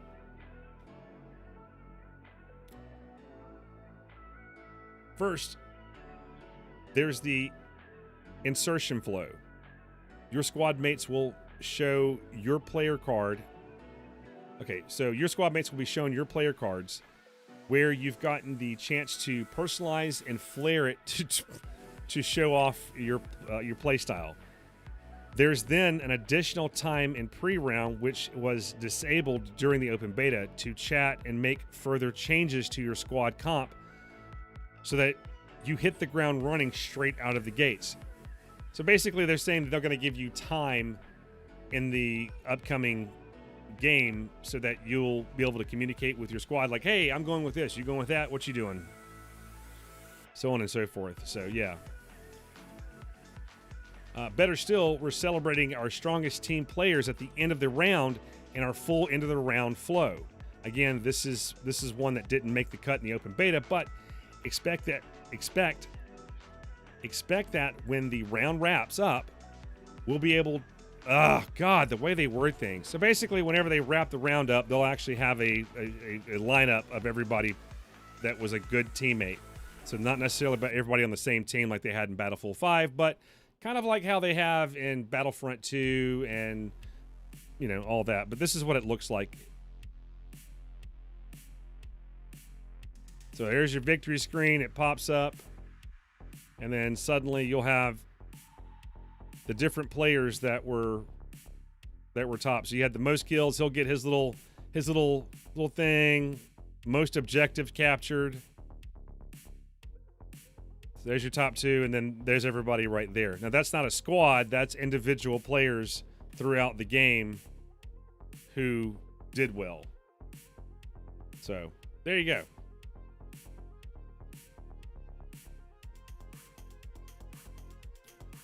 To help you achieve this acknowledgement, there are UI elements that help you to know who's in need of healing, repairs, and resupplying coming to the game for our worldwide launch on November 19th. There's also changes made to health regeneration, slowing down the time it takes for the healing effect to start. Ooh, that's cool. And helping to increase the need to work with your medics. To help support these changes, you'll find that Maria Falk's Surette pistol has received enhancements and tweaks to improve the feedback you receive when you're successfully healing an ally. Oh, you mean like a health bar? That's great. I'm hoping we'll have that. And make it easier to land a syringe on a friendly target by having the syringe magnetize to friendly targets. Okay, that's cool. So it's just going to be like zip. So they're going to make the syringe pistol a little easier to use. We've also worked to make revives faster across the board. Oh, okay. Well, that's cool. More things we heard from you. I'm pretty sure they heard a lot. We've covered a lot today, and there'll be plenty of room between now and launch to talk more about the things at... Jesus, I am just having a hard time today, man. That's why I don't eat before these streams. Or eat so soon before the stream, I should say. We've covered a lot today, and there'll be plenty of room between now and launch to talk more about where things are and the finer details of the experience that you're yet to encounter. Oh, man, you complained about it. You complained about it, Spike. You complained about it. I know you complained. Like, I can't hit anybody. I don't know if it's going to be aim assist, but they will be magnetized. I mean, they had to do something, right? Some closing remarks, though, on key topics that we saw you talking about during the open beta. We use the term IFF to describe the approaches we take to ensure that you can always and easily identify between friends and foe. IFF is being improved. In our current build, we've adjusted the behavior of the system we use to improve the experience. Our IFF lighting is in the process of being further enhanced to enable enemies to be more readily stand out on the battlefield. I mean, if you ain't changing how they look, I still say make 10 different. I don't know, man. You could make more money, I think, that way. What? I didn't complain about that. Okay. Then maybe you, out of all the other friends, you're the only one that didn't, because I could have swore you did. Surrette pistol.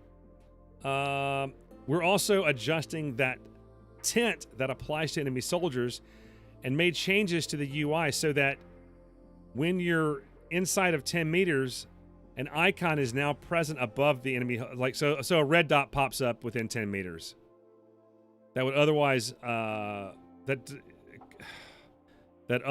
was obscured by terrain, map objectives. Okay. Here's my problem with that, though. If I'm a guy that likes to turn my HUD off just to kind of get a sense of how the game should feel and play, that's not gonna help me. I don't want UI to help me detect whether it's a friend or foe. I want to be able to look. I don't want you to. Similarly, we're working to ensure We're working to ensure that friendly icons will no longer be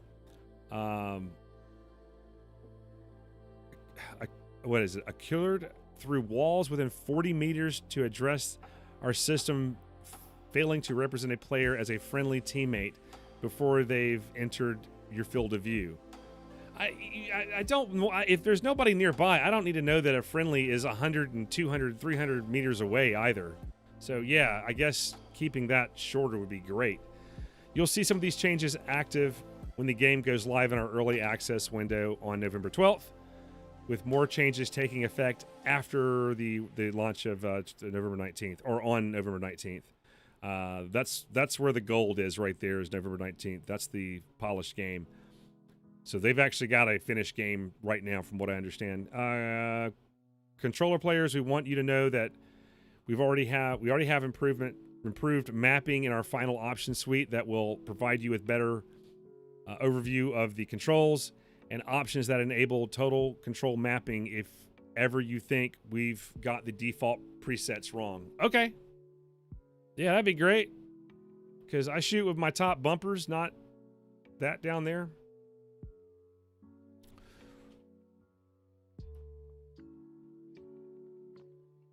Yeah.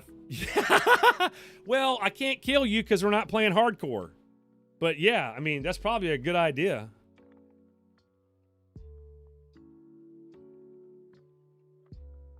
Yeah, that'd be great, John. Why don't you come in here and read for me? Let's see here. I'm at the very end. I'm not going to start all over and do this over. So yeah, no, that's okay. Thank you though, buddy. I appreciate it. We really appreciate the nuanced feedback we got around this topic during the open beta, including the specific examples of how managing the hybrid scopes on the legacy mapping was causing you to crouch each time you changed the setup. Thanks for helping us flag this stuff to us. Yeah, no doubt. We've also heard your feedback on aim assist on controllers. You helped to show us that it was too low. So, well, give us the option. I don't want aim assist. We've worked to improve the experience, making it more familiar to players who played with us in the past titles. The past titles, you could turn it off and on with a slider. That was both aim assist and snap to target. I don't want it. Turn it off. Other improvements coming to console is the ability for you to engage with text chat for the first time. Now that we're cross-platform, we know how important it is. Oh boy, this is going to be hilarious. We know how important it is to sustain accessible options for communications. Yes, communication's always good. And we've got you covered here. As we discussed recently in our comments to Healthy Play in Battlefield 2042, we'll be arming you with all the tools you need to help keep this function useful and usable on the battlefield, including the option to hide the feature outright if you'd rather not see it or make use of it. We know that many players prefer to use. For many of you, we know that you'll prefer to use the voice option to keep the lines of communication open during gameplay, and a heads up that this is presently set to come in after launch. Ah, interesting. So that's a huge one right there.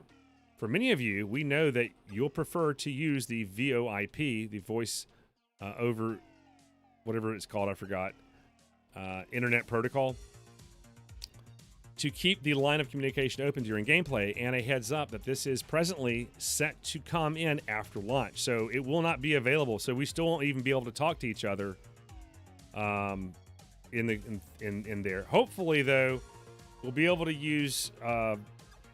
God, that sucks that PlayStation does not have the ability to talk on Discord yet. That really sucks. Cross-platform play invites for squatting up will otherwise be in at launch. That's good. This was again absent from the beta, and something we know helps to make sure you're playing with the best squad and PTFOing right to the last ticket. There you go. Yeah, you will have aim assist and you will like it. No, I'm going to buy it on PC. I'm not going to play it on console. DICE 2042.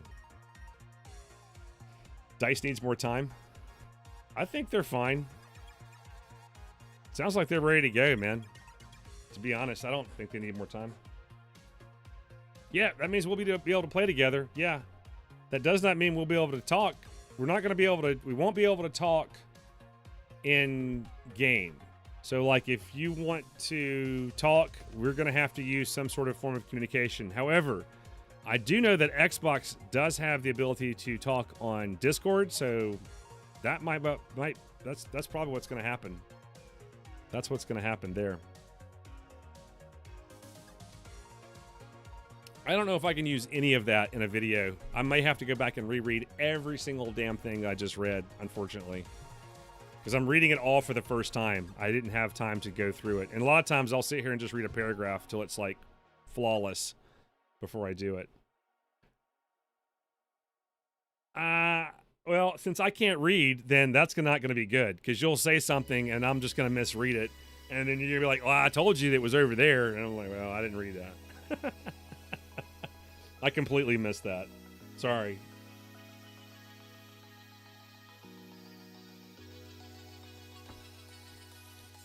But that's it. That is your specialist. If you guys haven't seen the specialist,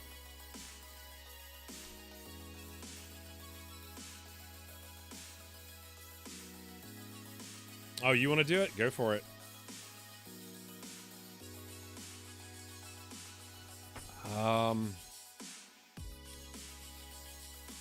What was Irish's thing? Irish has what? Irish has a fortification system. Includes the DCS deployable cover that protects him from bullets and explosives.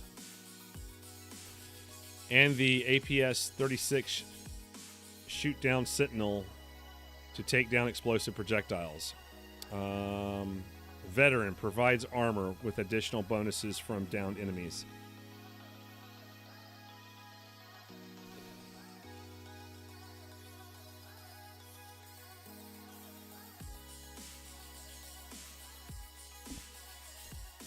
Yeah, they didn't bring that up, Talkeetna. What'd you say? The map might be in the game. The VoIP won't work. No mouse and keyboard support on console. Well, they didn't even talk about that. Or PS5, not sure. Yeah, they didn't bring that up. So that wasn't even brought up in any of this. I didn't see anything about mouse and keyboard.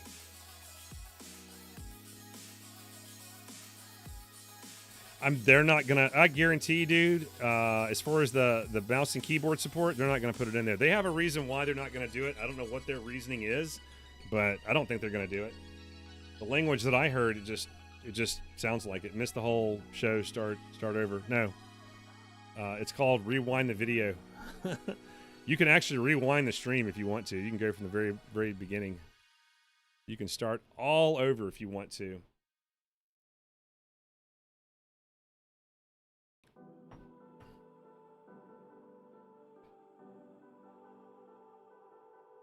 On PC, very seldom. I mean, it is a blue moon when I hear somebody using voice chat, in-game voice chat, especially in Battlefield. I heard a dude on the last time was when I jumped into a even on console, they very seldom chat. It's very strange. Like there's very little communication on console, dude. There's very little communication, but on PC, it's an oddity, isn't it? It's just like, what? You hear it more, like I heard it more in other games because it's like if you don't communicate, you're gonna get your butt kicked. Like what was it? That I probably needed to be on there. Shoot, it's free now. I gotta go jump on PlayStation and download that game. Damn it, I forgot. But that World War II game, and then also the one I just played on Tuesday. There was a lot of communication there.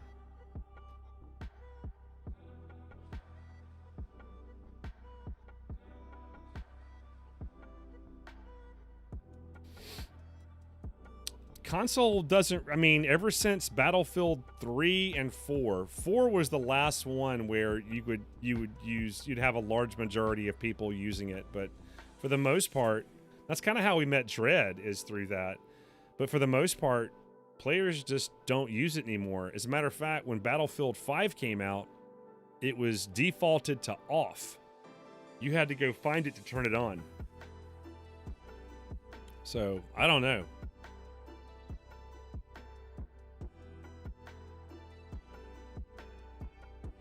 In my experience, they did, but as Battlefield has progressed more and more and more, and it's become more of a solo type game experience, they don't talk on it. And again, Battlefield 5, they defaulted the VoIP off.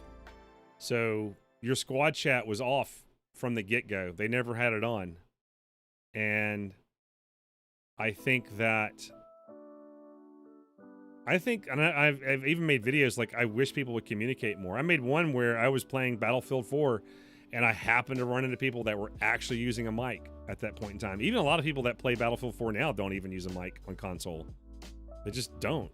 You very seldom hear people. But it was always on for Battlefield 3. You physically had to mute that individual player every time a round started.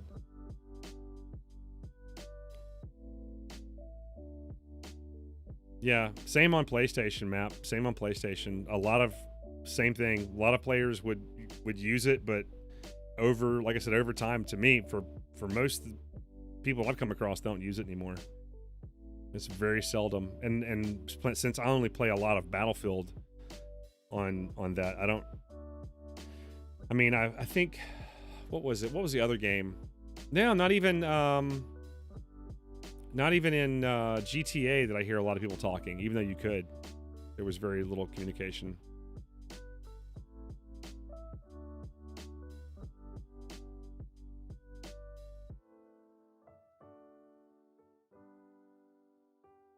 But that's what people like, Mulder. That's an interesting way to go. That's a very interesting way to go. That is really interesting. I like this. Mulder, I think this sounds too bad. It used to be all about squad play. These into the rounds or the whole end of the round, awarding individuals to stroke their egos, like this Call of Duty crap. Yeah. So he's talking about the end of the round. It'll be who did more of that contributing factor. So who had the most reses, who had the most revives, who had this, who had that, who had the most kills. And it won't be just the squad play, it'll be those individual contributors.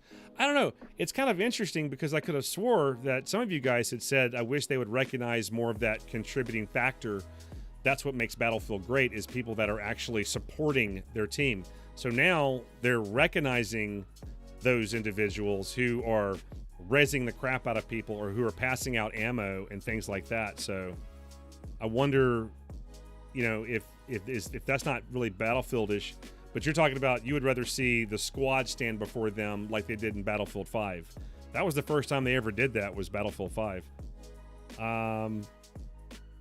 most game companies don't like chat feature because of the toxic nature. Yeah, the toxic nature. But by demand, they include them. That's why Battlefield 5 has very strict censorship of words. I don't even use Battlefield 5's chat. I'd rather talk to you. I don't ever turn on the chat unless it's something funny going on and the guys I'm playing with tell me like something funny's going on, turn it on. But I just leave it off. I don't like the fact that they are going to be censoring in Battlefield 2042 pretty heavily. They don't, it's like just if somebody's being a goober, you can turn it off. You don't have to have it on. There's always going to be ways to communicate. People that are assholes are going to find ways to be assholes. You're not going to stop that. If you think that you're going to remove words or something, it's not going to happen. They're going to figure out a way around it. But yeah, I'm curious how people are going to take that. As far as the end of the round, like I said, Mulder, I get it. It's just an end of the round screen. So I don't know. I know a lot of people like the idea of it being the squad, but I personally think it's kind of cool because if my wife isn't a very good player, but she's really good at passing out ammo, like really good. Like she will make sure everybody is ammoed out to the teeth. And if she gets her butt on the scoreboard and you see her, she's going to be excited, and that's going to bring her back. And that's kind of what they want to do. They want to keep bringing people back, right? You got to stroke that ego a little bit, man. You got to keep them coming back. It's like golf. You got to have them come back for something. So, I don't know.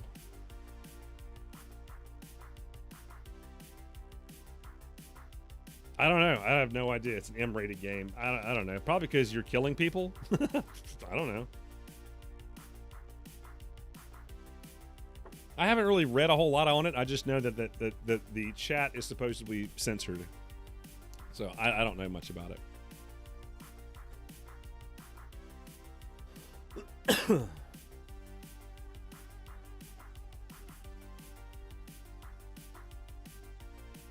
Yeah, exactly, John.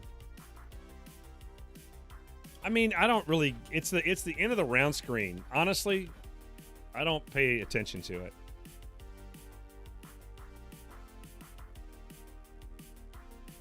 That's because she doesn't want to play that. She wants to. So Christina's idea of playing Battlefield is, I want ammo. I don't want to worry about anybody giving me ammo. I want my grenades, and I don't want to run out of ammo. So she could give a shit about picking people up. But in this game, you can pick up your own squad mates, just like you could in Battlefield 5. If you didn't play Battlefield 5, you can pick up your squad mates. Only a medic can pick up other players outside of your squad. So.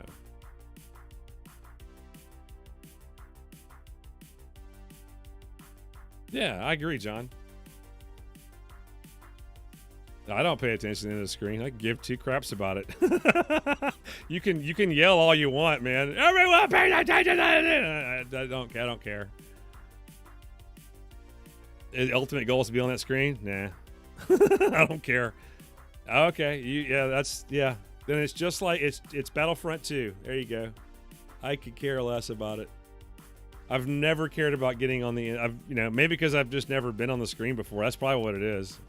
Like, I went and played the other day with Hello Greedo, and I forgot that guy played CS:GO. He used to make maps for CS:GO when he was younger, and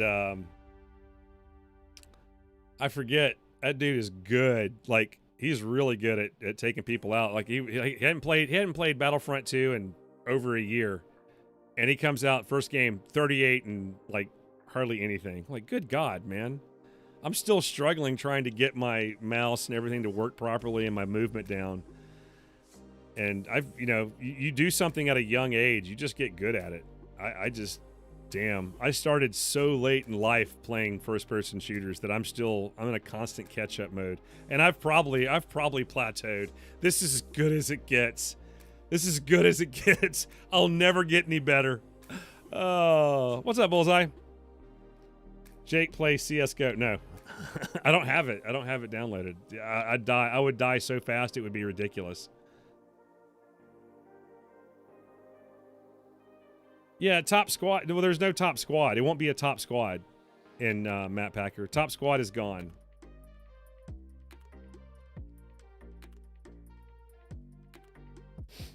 15 minute screen with most objective time. Nice. Yeah, I don't care. I just have fun. I don't care. I don't care. I'm scared to play. Yeah, I'm scared to play CS:GO. It's free. All right, I'll do it. I'll do it. I don't think I can do it today, but I'll do it.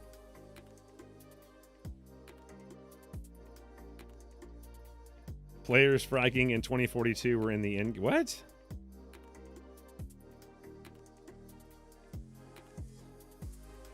Yeah, that's what I'm saying. It's just, it's not going to be squads in Battlefield 2042. It'll be the top players, not the top squad.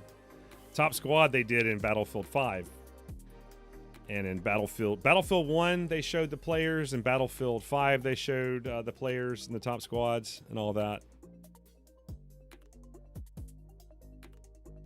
Jake wins most objective time, hands down. Why is that? Because I never leave the objective. Oh, well, if it was on, what was it? Overwatch? Overwatch, I would always have the most objective time, or the whatever the point was. Just don't learn how to play it on stream. Oh, why not? That's not the best part. What do you want me to do? Go get good and then come back? That's probably never going to happen. I don't play a lot of video games off of stream. I really don't. I even got with you and was like, hey, let's do something. And then you're like, hit me up, because you know that I'm not going to hit you up. I mean, literally, if you guys want me to play something, you better reach out, because otherwise I'll be watching something on. I mean, if Christina's playing something, I'm going to be working on something in here, or I'm watching YouTube, or I'm watching one of like Netflix, Amazon, HBO Max or something. I don't have, like, after dinner, I used to like want to play. I want to play with certain people, but if I don't hear from them, I don't reach out. I don't know why. I don't reach out very often.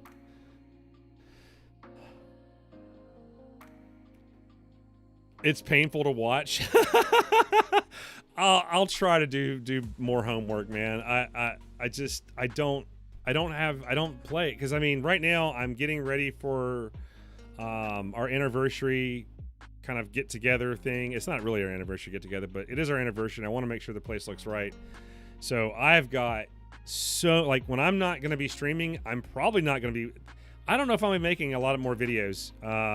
There's not a lot to talk about. I'm going to do one for this as soon as I possibly can. As a matter of fact, I probably need to cut the stream out and go start working on this, but I guarantee you, like, everybody and their mama's already got one out, and it's so damn saturated.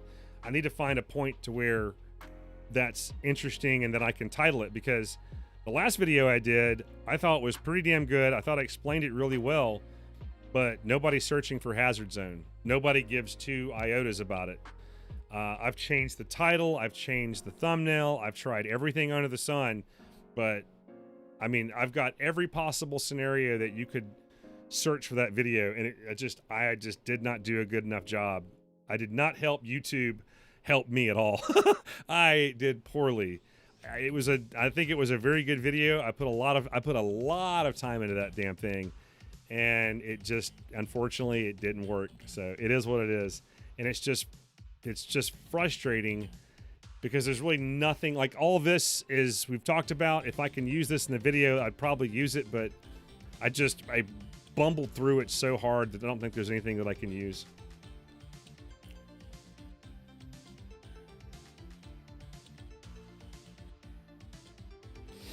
Yeah, I mean, Spike, I mean, I'll explain it till I'm blue in the face. I don't play a lot of times off stream, unfortunately. You literally are gonna if you want me to, I tell you what, man, you're gonna have to hit me up and say, hey, dude, come play with me.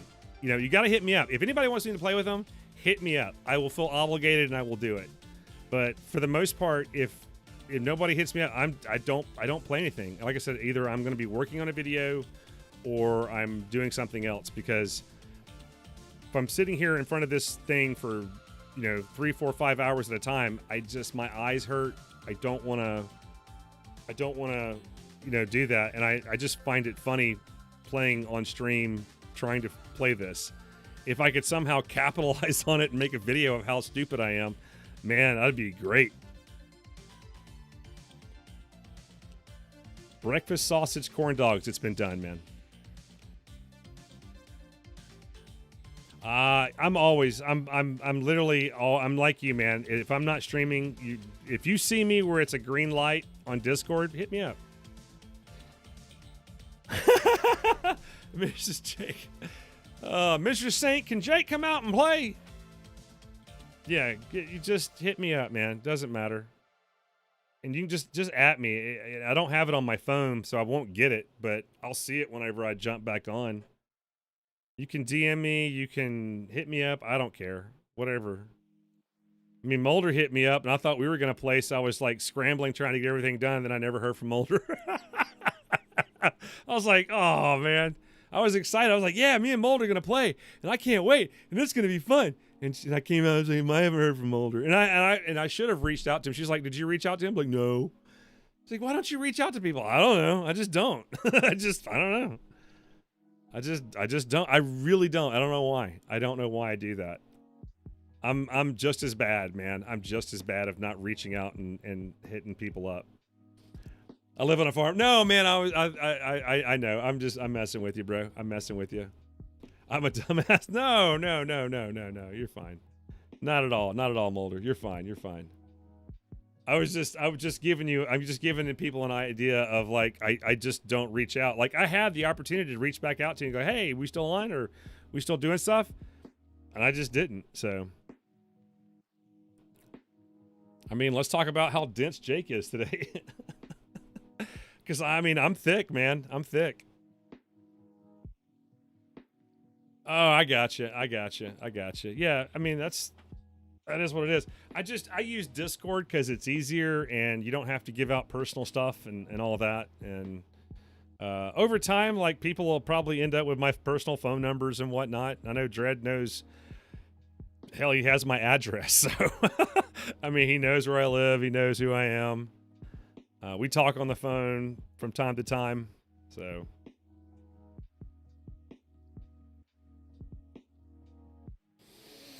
Oh, but yeah, let me see if I can do this and wrap this up. Day is ruined. Cows everywhere. Can we do the cows? Yeah, there we go. So what did we learn today? Well, we learned that we've got 5 new operators, 2 of which have wall glitches of some sort. One of them is immune to blasts. Yeah, they're going to be some great specialists. We also learned that with specialists comes the loss of the classic Battlefield tried and true system that we've had for a long time where we have classes. And as you go through the first 10 levels, you will lose the ability to have that. So there really is no more classes. I don't know if that's going to come in. If you want that experience, you're going to have to go to Battlefield Portal for that experience. It is what it is. I've always said that this game had an insurance policy built into it, and that's what Battlefield Portal is. For the people that love that classic play, they want to go back to Battlefield the way it used to be. There you go. It's right there. You can build that custom experience the way you want it. But as far as Battlefield 2042 is concerned, they've made some changes. They now have the compass at the bottom of the map for you, and it's always there. I don't know if that's going to be something you can toggle on or off, but it's there, which I'm happy about personally. I'm going to like that. I think they're still working on trying to figure out how they're going to designate between friend or foe. I think that's going to be more of a UI thing. That sucks. I still think that you should be able to play the game without a HUD on to be able to see who your friend or the enemy is or whatever. I don't know why you have to have that. I think they're going to work on some sort of shading thing, but unfortunately, I think it's all going to be based on HUD. So you're going to have a lot of Twinkies out there because there's only 10 specialists and 128 players. You're going to have some dupes. You're going to have some duplicates out there.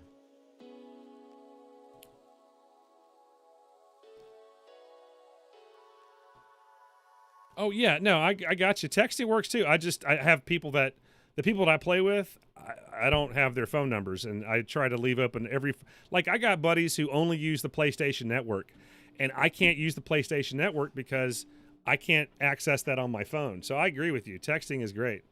I text all through Google Voice because it's terrible. Yeah, I got you, man.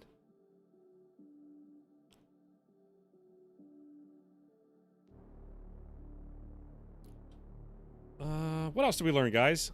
Shoot, I've completely got lost in my thought there. Blah, blah, blah, blah, blah, blah, blah.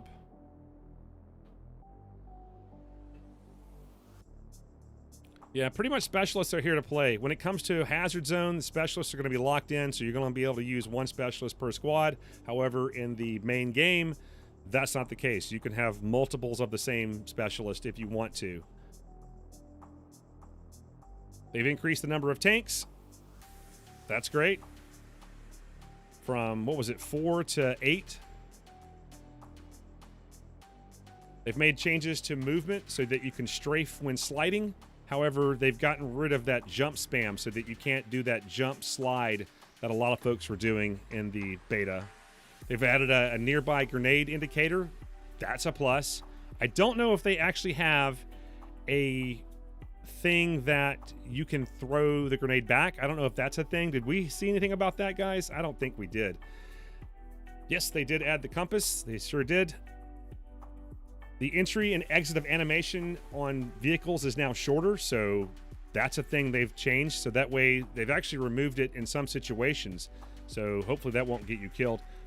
What's up, Marker? Maker's Mark? What's up, buddy? So entry and exit animation are now shorter and some being removed entirely. So that's a good thing. The elevators have also been fixed. They talked a lot about all the feedback that they got. They talked a lot about how the playtest was successful. They have a map showing you where all the vehicle and infantry gameplay was on the map. I'm getting parched. They talked about the performance, but they mainly talked about, when they talked about performance, they talked about how they branched off the game and kind of what that entailed.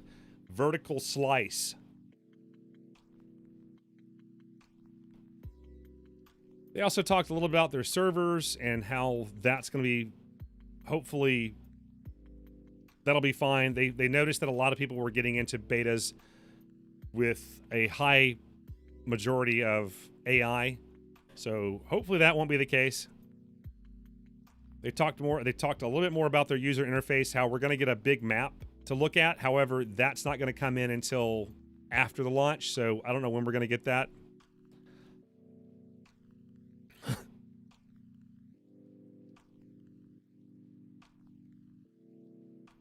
We're also getting a Comoros inside of Battlefield 2042. It's just like how a lot of the stuff is that we have now.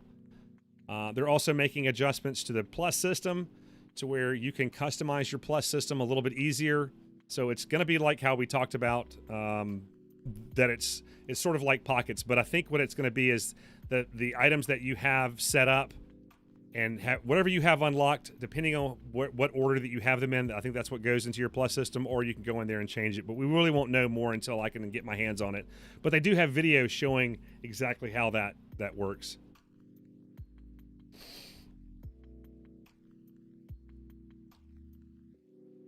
They've changed a little bit on the heads-up display. They also changed the information that keeps popping up, letting you know what's going on in the round. So when they say that the enemy has taken the sector or this or that, it's not as big and it's not as bold. They've kind of made it a little bit more opaque. So it's not as jarring as it was in the beta. However, I really wish that they would they would give you an option. I really wish they would give you an option to turn that off, that you could toggle that off and on. Like, I really don't care whether or not, like, if the squad leader sees it, great, he can communicate that to us. That's fantastic. But as a grunt, I don't necessarily need to know all that information. Less is more in my case.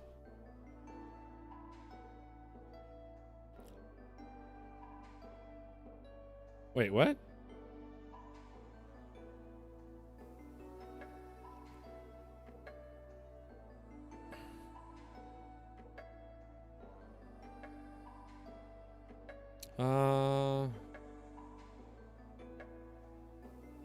They also talked about how I think they're adjusting in the open beta, there was I think there was a glitch on support players getting points.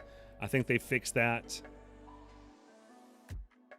You said there was a mouse in my. Is there a mouse in here? What'd you say?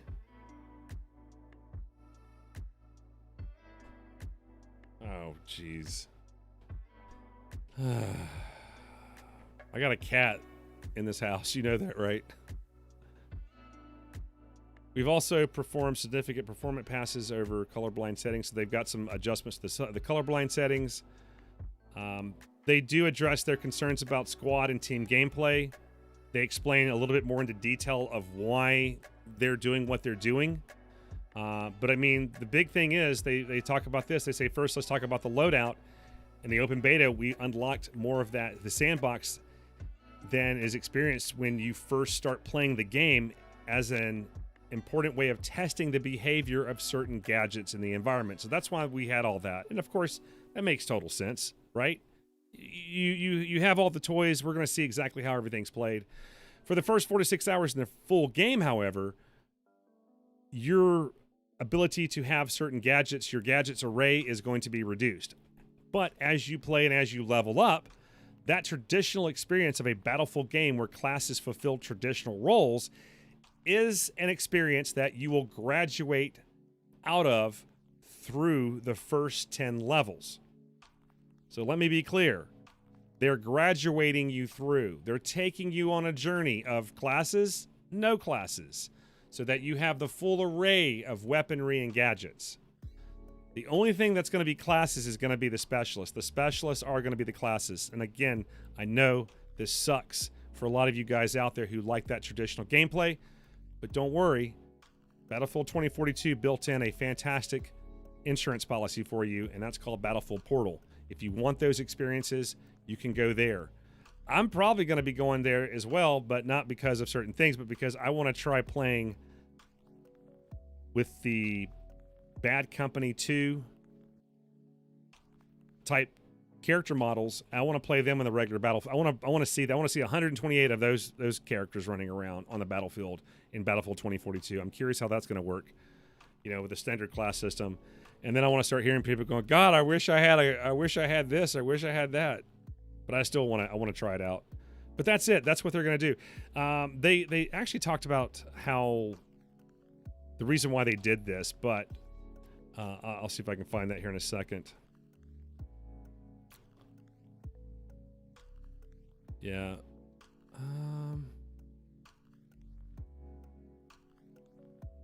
Yeah, in Hazard Zone, again, they're keeping the specialists the way they are. We talked about that.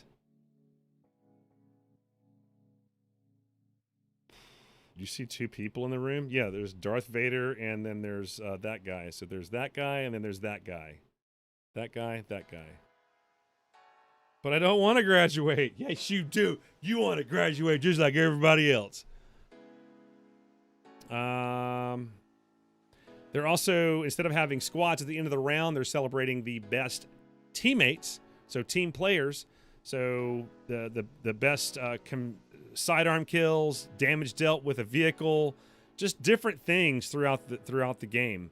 They'll have that. So let's say you give the most points with, using a flare gun or something, then you'll be on there.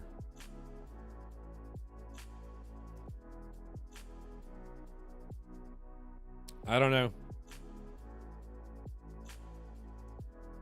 They did talk about how they have this thing called IFF describing approaches you can take to identify friend or foe. So it's identifying friend or foe is what they're talking about when they say IFF. And as it sounds right now, it's going to be more UI related so that you can spot the enemy.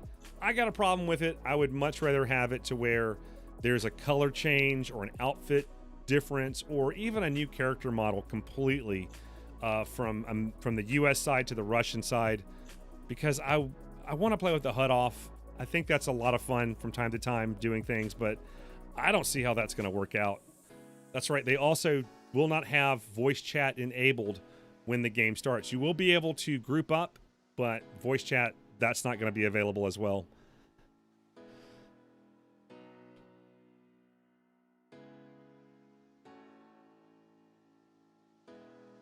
I don't know what's going on in chat.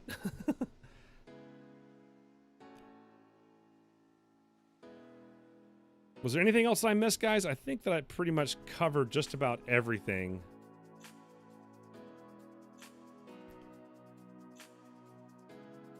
As far as that is concerned. So we had, what all do we have here? So they had the thank you. Let's talk about the specialists. Specialists are here to stay. Get over it. What we learned in open beta. Yeah. First, just how technical playtest played in August, blah, blah, blah, blah. They talked about why we felt like the beta was not as good as it could be, which I thought the beta, honestly, and again, I've got a 1070 NVIDIA graphics card. Now, I do have a decent, I do have other things that make the computer work really well, but as far as my graphics card is concerned, it is not. It is at the lower end of the spectrum for this game.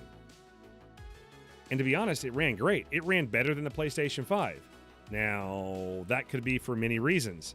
Now, I'm also hooked directly up to my internet. I'm not on Wi-Fi on anything that I'm using. So I shouldn't have any performance issues. But on the PlayStation 5, there was a lot of frame rate drops and things like that. More so on there than on PC. So take that as you will. I don't know. I know that there are some out there that had some major issues. Unfortunately, it might be where we're in a world where PC is going to be more performance ready than console, which is actually kind of odd. So the GTX 1070 is a pretty good card. Yeah, I get that it is a good card. It's still on the bottom end of the spectrum, though. Am I not right about that? I thought I was right about that. I mean, I'm playing at 1440 at 144 hertz also on a 1080 or 1070 graphics card. So it played great. I thought it played great. So,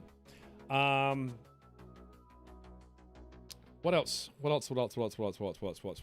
Performance, servers, user interface. What else? Was there anything else that I'm forgetting to bring up? I will say this at the final thoughts on this is that, when it comes to Battlefield 2042, if you're still waiting to buy, I totally get it.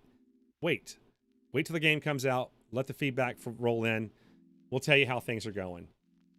I do have my hopes and wishes. I think that this game is going to be a really good game. I think it's got a lot of potential. I think there's a lot of value there. Battlefield Portal alone is going to be worth the money, in my opinion. But you've also got the main game. You've also got the Hazard Zone. So they're kind of their battle royale, their spin on battle royale. I think that is going to be, it's going to be packed full of things to do. Remember, you can also go into Battlefield Portal and play by yourself. You don't even have to play against anybody but bots. You can tone down the bots if you want to. You can do whatever that you want to do to have your experience. You and your buddy can go in and just shoot each other out of the sky if you want to. I mean, there's so much that you can be able to do in this game, just to have fun and fart around. I think it's going to be a fun game. Now, again, I know that people are not happy with the way things have progressed over time, but that's just what it is. Everything changes over time. Things change over time. And I feel like this game is an example of that. They made, in normal situations, you take what you had, you take a little bit of that, and then you add to it what is popular at that point in time. However, I think with the decline of Battlefield 5 and what happened there, and we didn't have a lot of players, we didn't have a lot of new players coming in, and the numbers speak for itself. I liked Battlefield 5. I enjoyed the game, but it didn't do well. With a lot of players that came on board, like Map here, he loved it. And I enjoyed the hell out of it. But I think that the overall numbers for Battlefield 5 were just not there. So management got in there and said, hey, why don't you do what they're doing? And I'm referring to Call of Duty. I'm referring to Apex Legends, which is their own game. Which there was a part of me that when I saw the trailer today, it reminded me a little bit of Apex Legends. I don't know why. And that's not going to sit well with certain Battlefielders. However, that is what's popular in the first-person shooter genre right now. And so that's what they do. That's what they've always done. They've always taken things that are popular at that point in time, and they've implemented them in the games. Normally not as big as they did, but that, again, that might be because of how Battlefield 5 went. So I don't know. However, if that's not something that you're into and you don't like, again, you have Battlefield Portal, where you can create that experience for yourself. And yeah, I'm looking forward to it. I personally like change. I don't like things staying the same. If I want to go play Battlefield or I want that Battlefield 4 experience, I'll go play Battlefield 4. That's just me. That's how I am. It's still there. It's still a great game. As a matter of fact, I'm probably going to go play it right now. So that's up to you.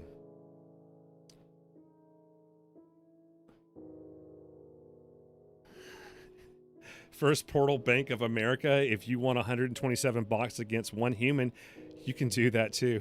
We can do that for you. Is this a play on that change commercial for SNL?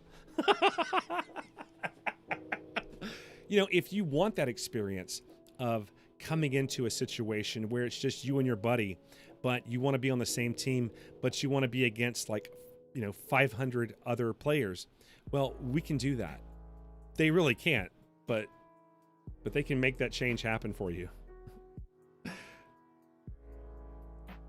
If you're asking me what my FPS was at 144 or at 1440 on the system, do you actually think, I love that skit too, dude, I'm not gonna lie. Do you think that I actually look at my FPS while I'm playing? I have no clue. I will say it was better than playing console. I have no idea what it was, man. I have no clue. I never put it up there. Do you guys play with your frames per second kicking all the time? Oh, by the way, we got a poll question. Who are you playing? Sundance or Sundance? Let me know in the comments down below.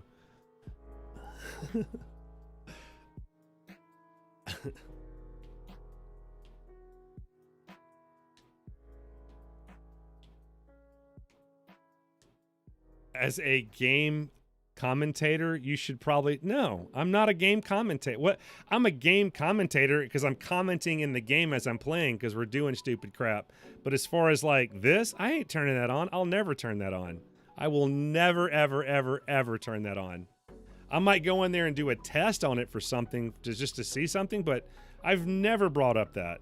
I've never brought that up. I could care less. It doesn't interest me.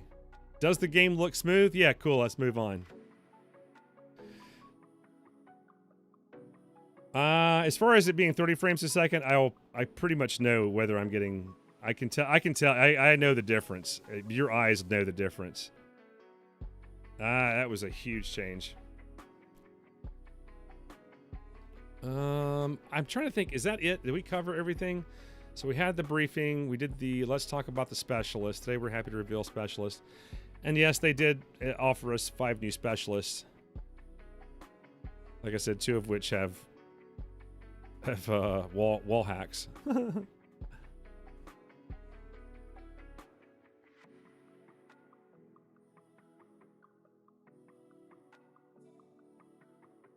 Okay.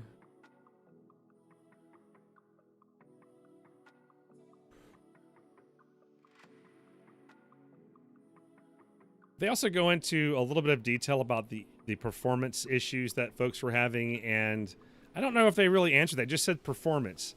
In the first paragraph, it says, we've previously talked about the age of our open beta build. We don't know why they're even bringing this up, but I get it. But we haven't talked about why it is that you experience something older compared to what we're playing, currently, testing and polishing every day across our studios. And that's just, they had what they call a branch off. And that's what happened.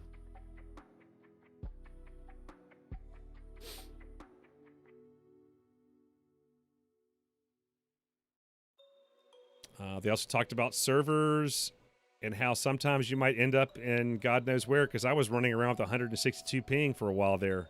That wasn't fun. I think the biggest takeaway here is I like the fact that they're adding, tanks. They're adding some changes that are going to be nice. I like the fact they're adding the compass. They're adding more. They're giving more people information on heads up that the classic squad classes are going to be dissolving. That's gone. And again, I understand that that's the DNA of what makes Battlefield, but that they're trying to change that. They're trying to change that DNA.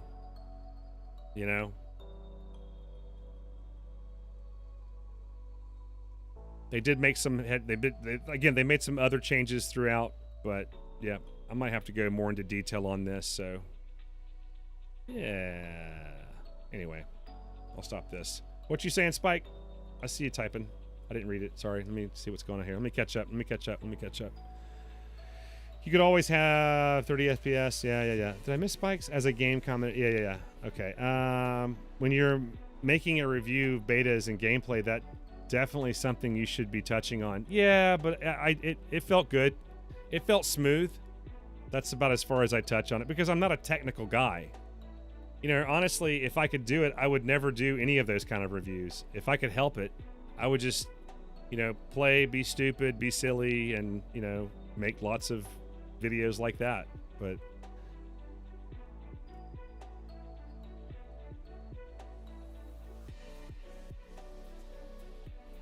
yeah, I get you.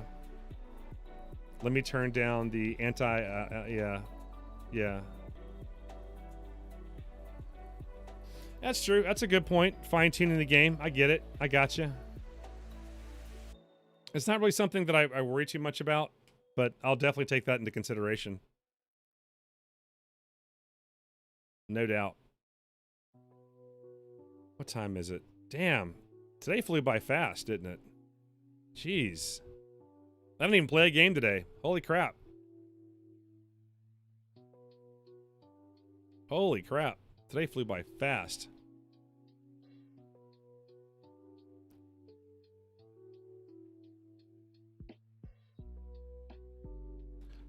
Oh, my goodness gracious. Well, guys, I think what we're going to do is that I think I'm going to call it a day and see if I can't put something together really quick and do that. But, I think the reason why I was just thinking about this. The reason why I don't want to have that up there is the same reason I don't like chat up there, because it would ruin to me, less is more. I don't like stuff on my screen when I'm recording. I don't like unnecessary things popping up constantly. So again, less is more. It might be something that I just have to open up and test one round on, but I don't really overly worry too much about the frame rate. So, but I'll definitely take it into consideration. I don't think I ever want to be the Battlefielder that's just constantly talking about frame rate. I don't want to do that. I don't want to be that type of content creator. I don't want to be the technical person that's on YouTube, because I'm not a technical person at all. This is so far outside of me. But I find the information interesting that we're going to have on the opening, day. So that's what I'm talking about. But I can't think of anything else that we talked. I can't think of anything else that we've missed. I'm gonna have to go back through this and maybe reread some of this and see if I can structure a video. I don't know. Unless you guys want to play something. Like I said, I may cut it short today.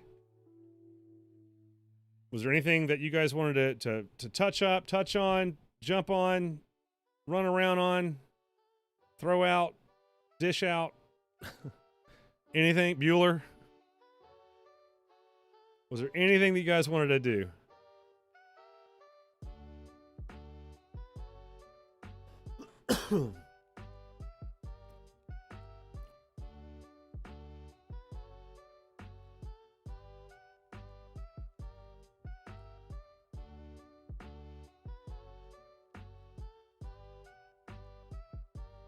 Knowing what kind of frame rates. Drink water. You want me to go drink water? I want to drink water. Well, go drink water. Knowing what kind of frame rate you're getting in a game is one of the least technical things you can do. I get it, man. I get it. I hear you. Damn. I get it. I'll think about it. I'll think about it. It's not, again, it's not something that I find that's important to me, but you know, I'll think about it. Thank you. I just drank water. It's tasty. Do I need to go drink water? Are you trying to tell me something? Please spell it out, because I sure as hell don't take hints. You know that. I'll tell you what. I'm going to go drink some water, and I'll be right back. We'll talk for a few more, because I don't know. I don't want to just sign off and just leave us hanging like this. I can't stand. I don't want to leave it like this. I don't want to leave it like this. So I'm going to take a quick little break, go use the bathroom. I'll come right back. And yeah, so are you going to do Christmas stream? Not on Christmas, but around it. I don't know. Depends on what's going on. I don't know where I'm going to be, but yeah, I mean, we can. Do you like wear a hat or something? Think about that. I'm going to go away for a second and come back. You just, let me know what you think about that. I'll be right back, guys. There's a Jeep over here. Maybe we should go get stuff. Here, come on. Nothing will happen. We'll be fine. Yes. That's very good. We're just going to get to the Jeep. Where? Okay, I'm going this way. Oh, God! I lost this other guy. I'm hurt, dude. I'm hurt. I'm seriously hurt. I got the guy shooting us.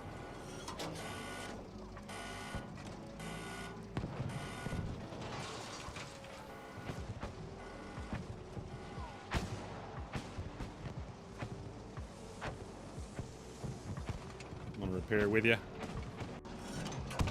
Got him. Woo! I wish they had a second gear. I hate the fact that they only have the one. Like, you can't just like, I want to push it. Push it. Push it real good. We've got a vehicle in front of us here. Got him. Also got another vehicle on Charlie. So what I'm going to do is first we're going to go check out Charlie. He's sitting right in front of us, dude.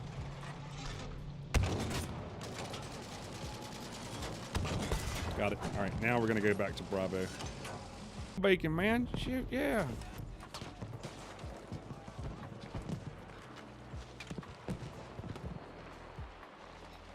I would love to just get into a nice little spot that nobody could. Let's see if I can just cut off half the field here. Oh, there's a guy right there.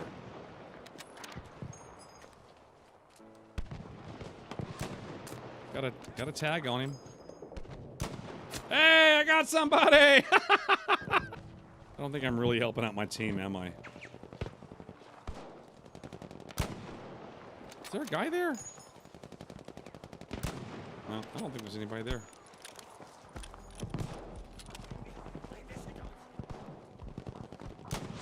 Oh, I'm done. I quit.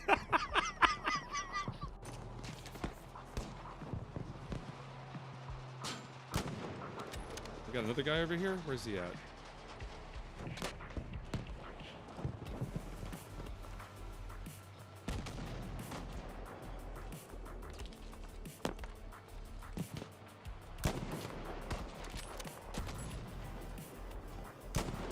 Gotcha.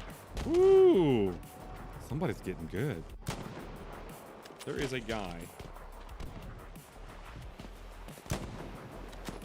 Yeah, they're cutting off this little part right here. Whoa! Daddy got another one. Jesus. I gotta get some distance here. You see, what I'm saying is I've got to get some distance from these mother uppers. All good? Good, man. That's good. I am just thought I'd play a little Battlefield. Oh, I quit. I'm done. I can't do it again. Jesus. Oh, you suck, Egg Mule. Did you see that the bots in Battlefield 2042 will teabag you if they get you with a melee takedown? Ooh, goody. Hell yeah. That's awesome, man. We need that. That's what we need, man. We need more of that teabaggery. See if it puts me in a good spot over here. It did. It put me in a great spot. Rando, can I get you, buddy? If you just hang tight, I'll try to go. Never mind, I can't get you. Oh, I cannot believe I just put smoke on the guy who just laid down right in front of me. This is why I'm not a scout. This is why I'm not good at this game. Oh my God.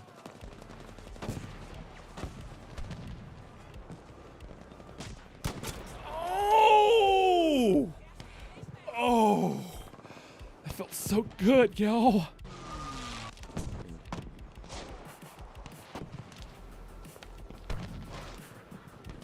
There he is. I was like, where's he at?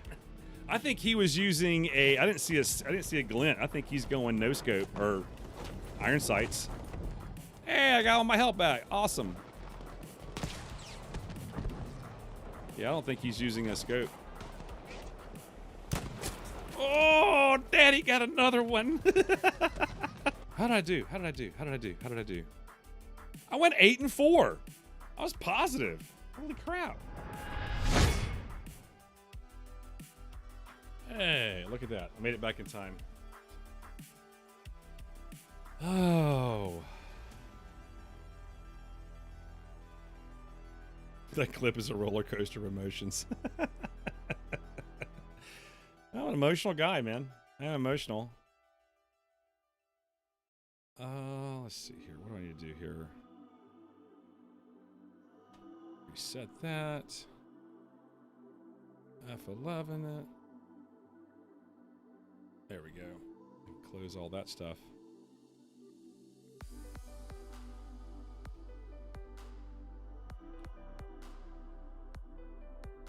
The last thing, one of the last things that I noticed that someone talked about was that hopefully in this version of the game, there won't be any, hopefully, dice hoops that you have to jump through. Again, I don't know this is for sure. I have no idea if there's going to be any challenges where you have to hip fire somebody on the objective. I don't know. But God, I hope it's not that way. But Temporal tweeted out earlier today that he didn't see anything like that. So that's a positive. There's a positive for you. So I don't know. We'll see. But overall, you know, to me, change is good. Change is a part of the process. It's what happens. And I've said it before and I'll say it again. That's what Battlefield Portal is going to be for. If you don't want to change, you can go there and you can have that experience that you want. And I'm curious how this game is going to do. I really am. I think there's a lot of value in the game. Even without a campaign, which I never played a lot of the campaigns to begin with. I haven't played a campaign since, well, I went back and played the Battlefield 4 campaign here recently because I thought they were going to connect, and they kind of do.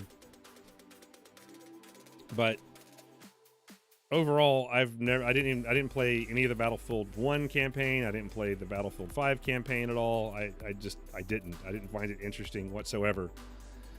So, but I'm curious what everybody else thinks.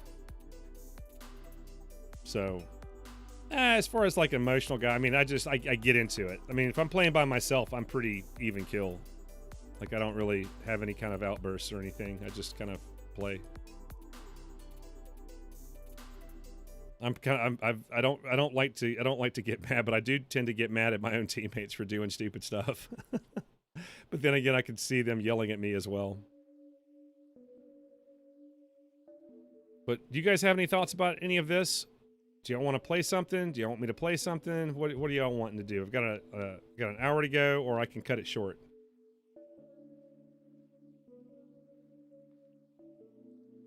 Yeah, that's true. There was a lot of challenges in Battlefield 3. Try Rainbow Six. I mean, I could play a round of that for a minute.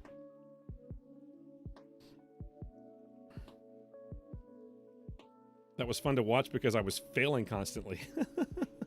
I don't know if I'm going to be a big fan of that game, to be totally honest with you. I bought it because you guys wanted me to play it, and I'll definitely play it again if there's a point in time to play it. But It was kind of slow, and it's just, I don't think it's my cup of tea, to be honest.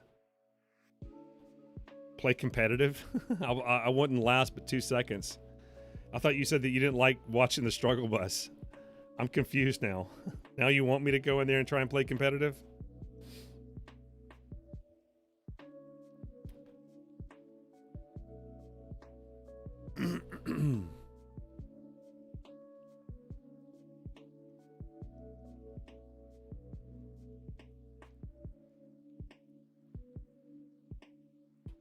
It takes time to learn, but it's very fast paced. Yeah, I could see that. Yeah, I mean, in a weird way, there is some things that happen pretty quick, but as far as like people moving around, I don't know. It's just, it really isn't my cup of tea, to be totally honest. It's just not my bag. I get you. If you know the maps, the strat gets fast. Yeah, I get you.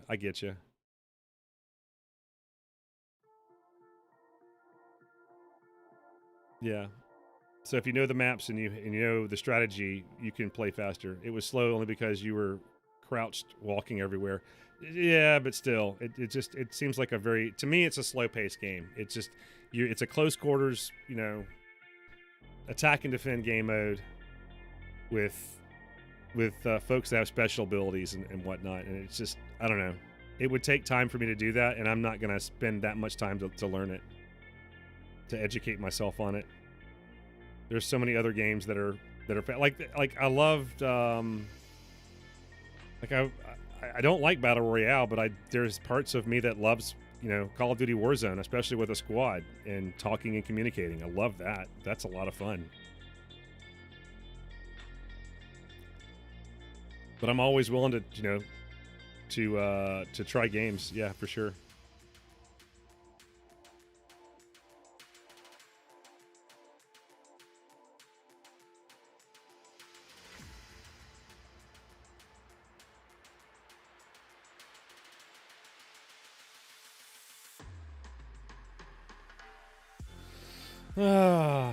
Well, I think that is it for me then. I think we're going to call it. If we're not going to, because I don't think I want to play Rainbow Six right now. If we wanted to do something else, I'm down for it. But I think I'm just going to go and work on this for right now. And I am highly considering streaming more, but more on the side of just literally just playing stuff. There's a new game out there that I wanted to try out. Hell, I wouldn't even mind trying to play that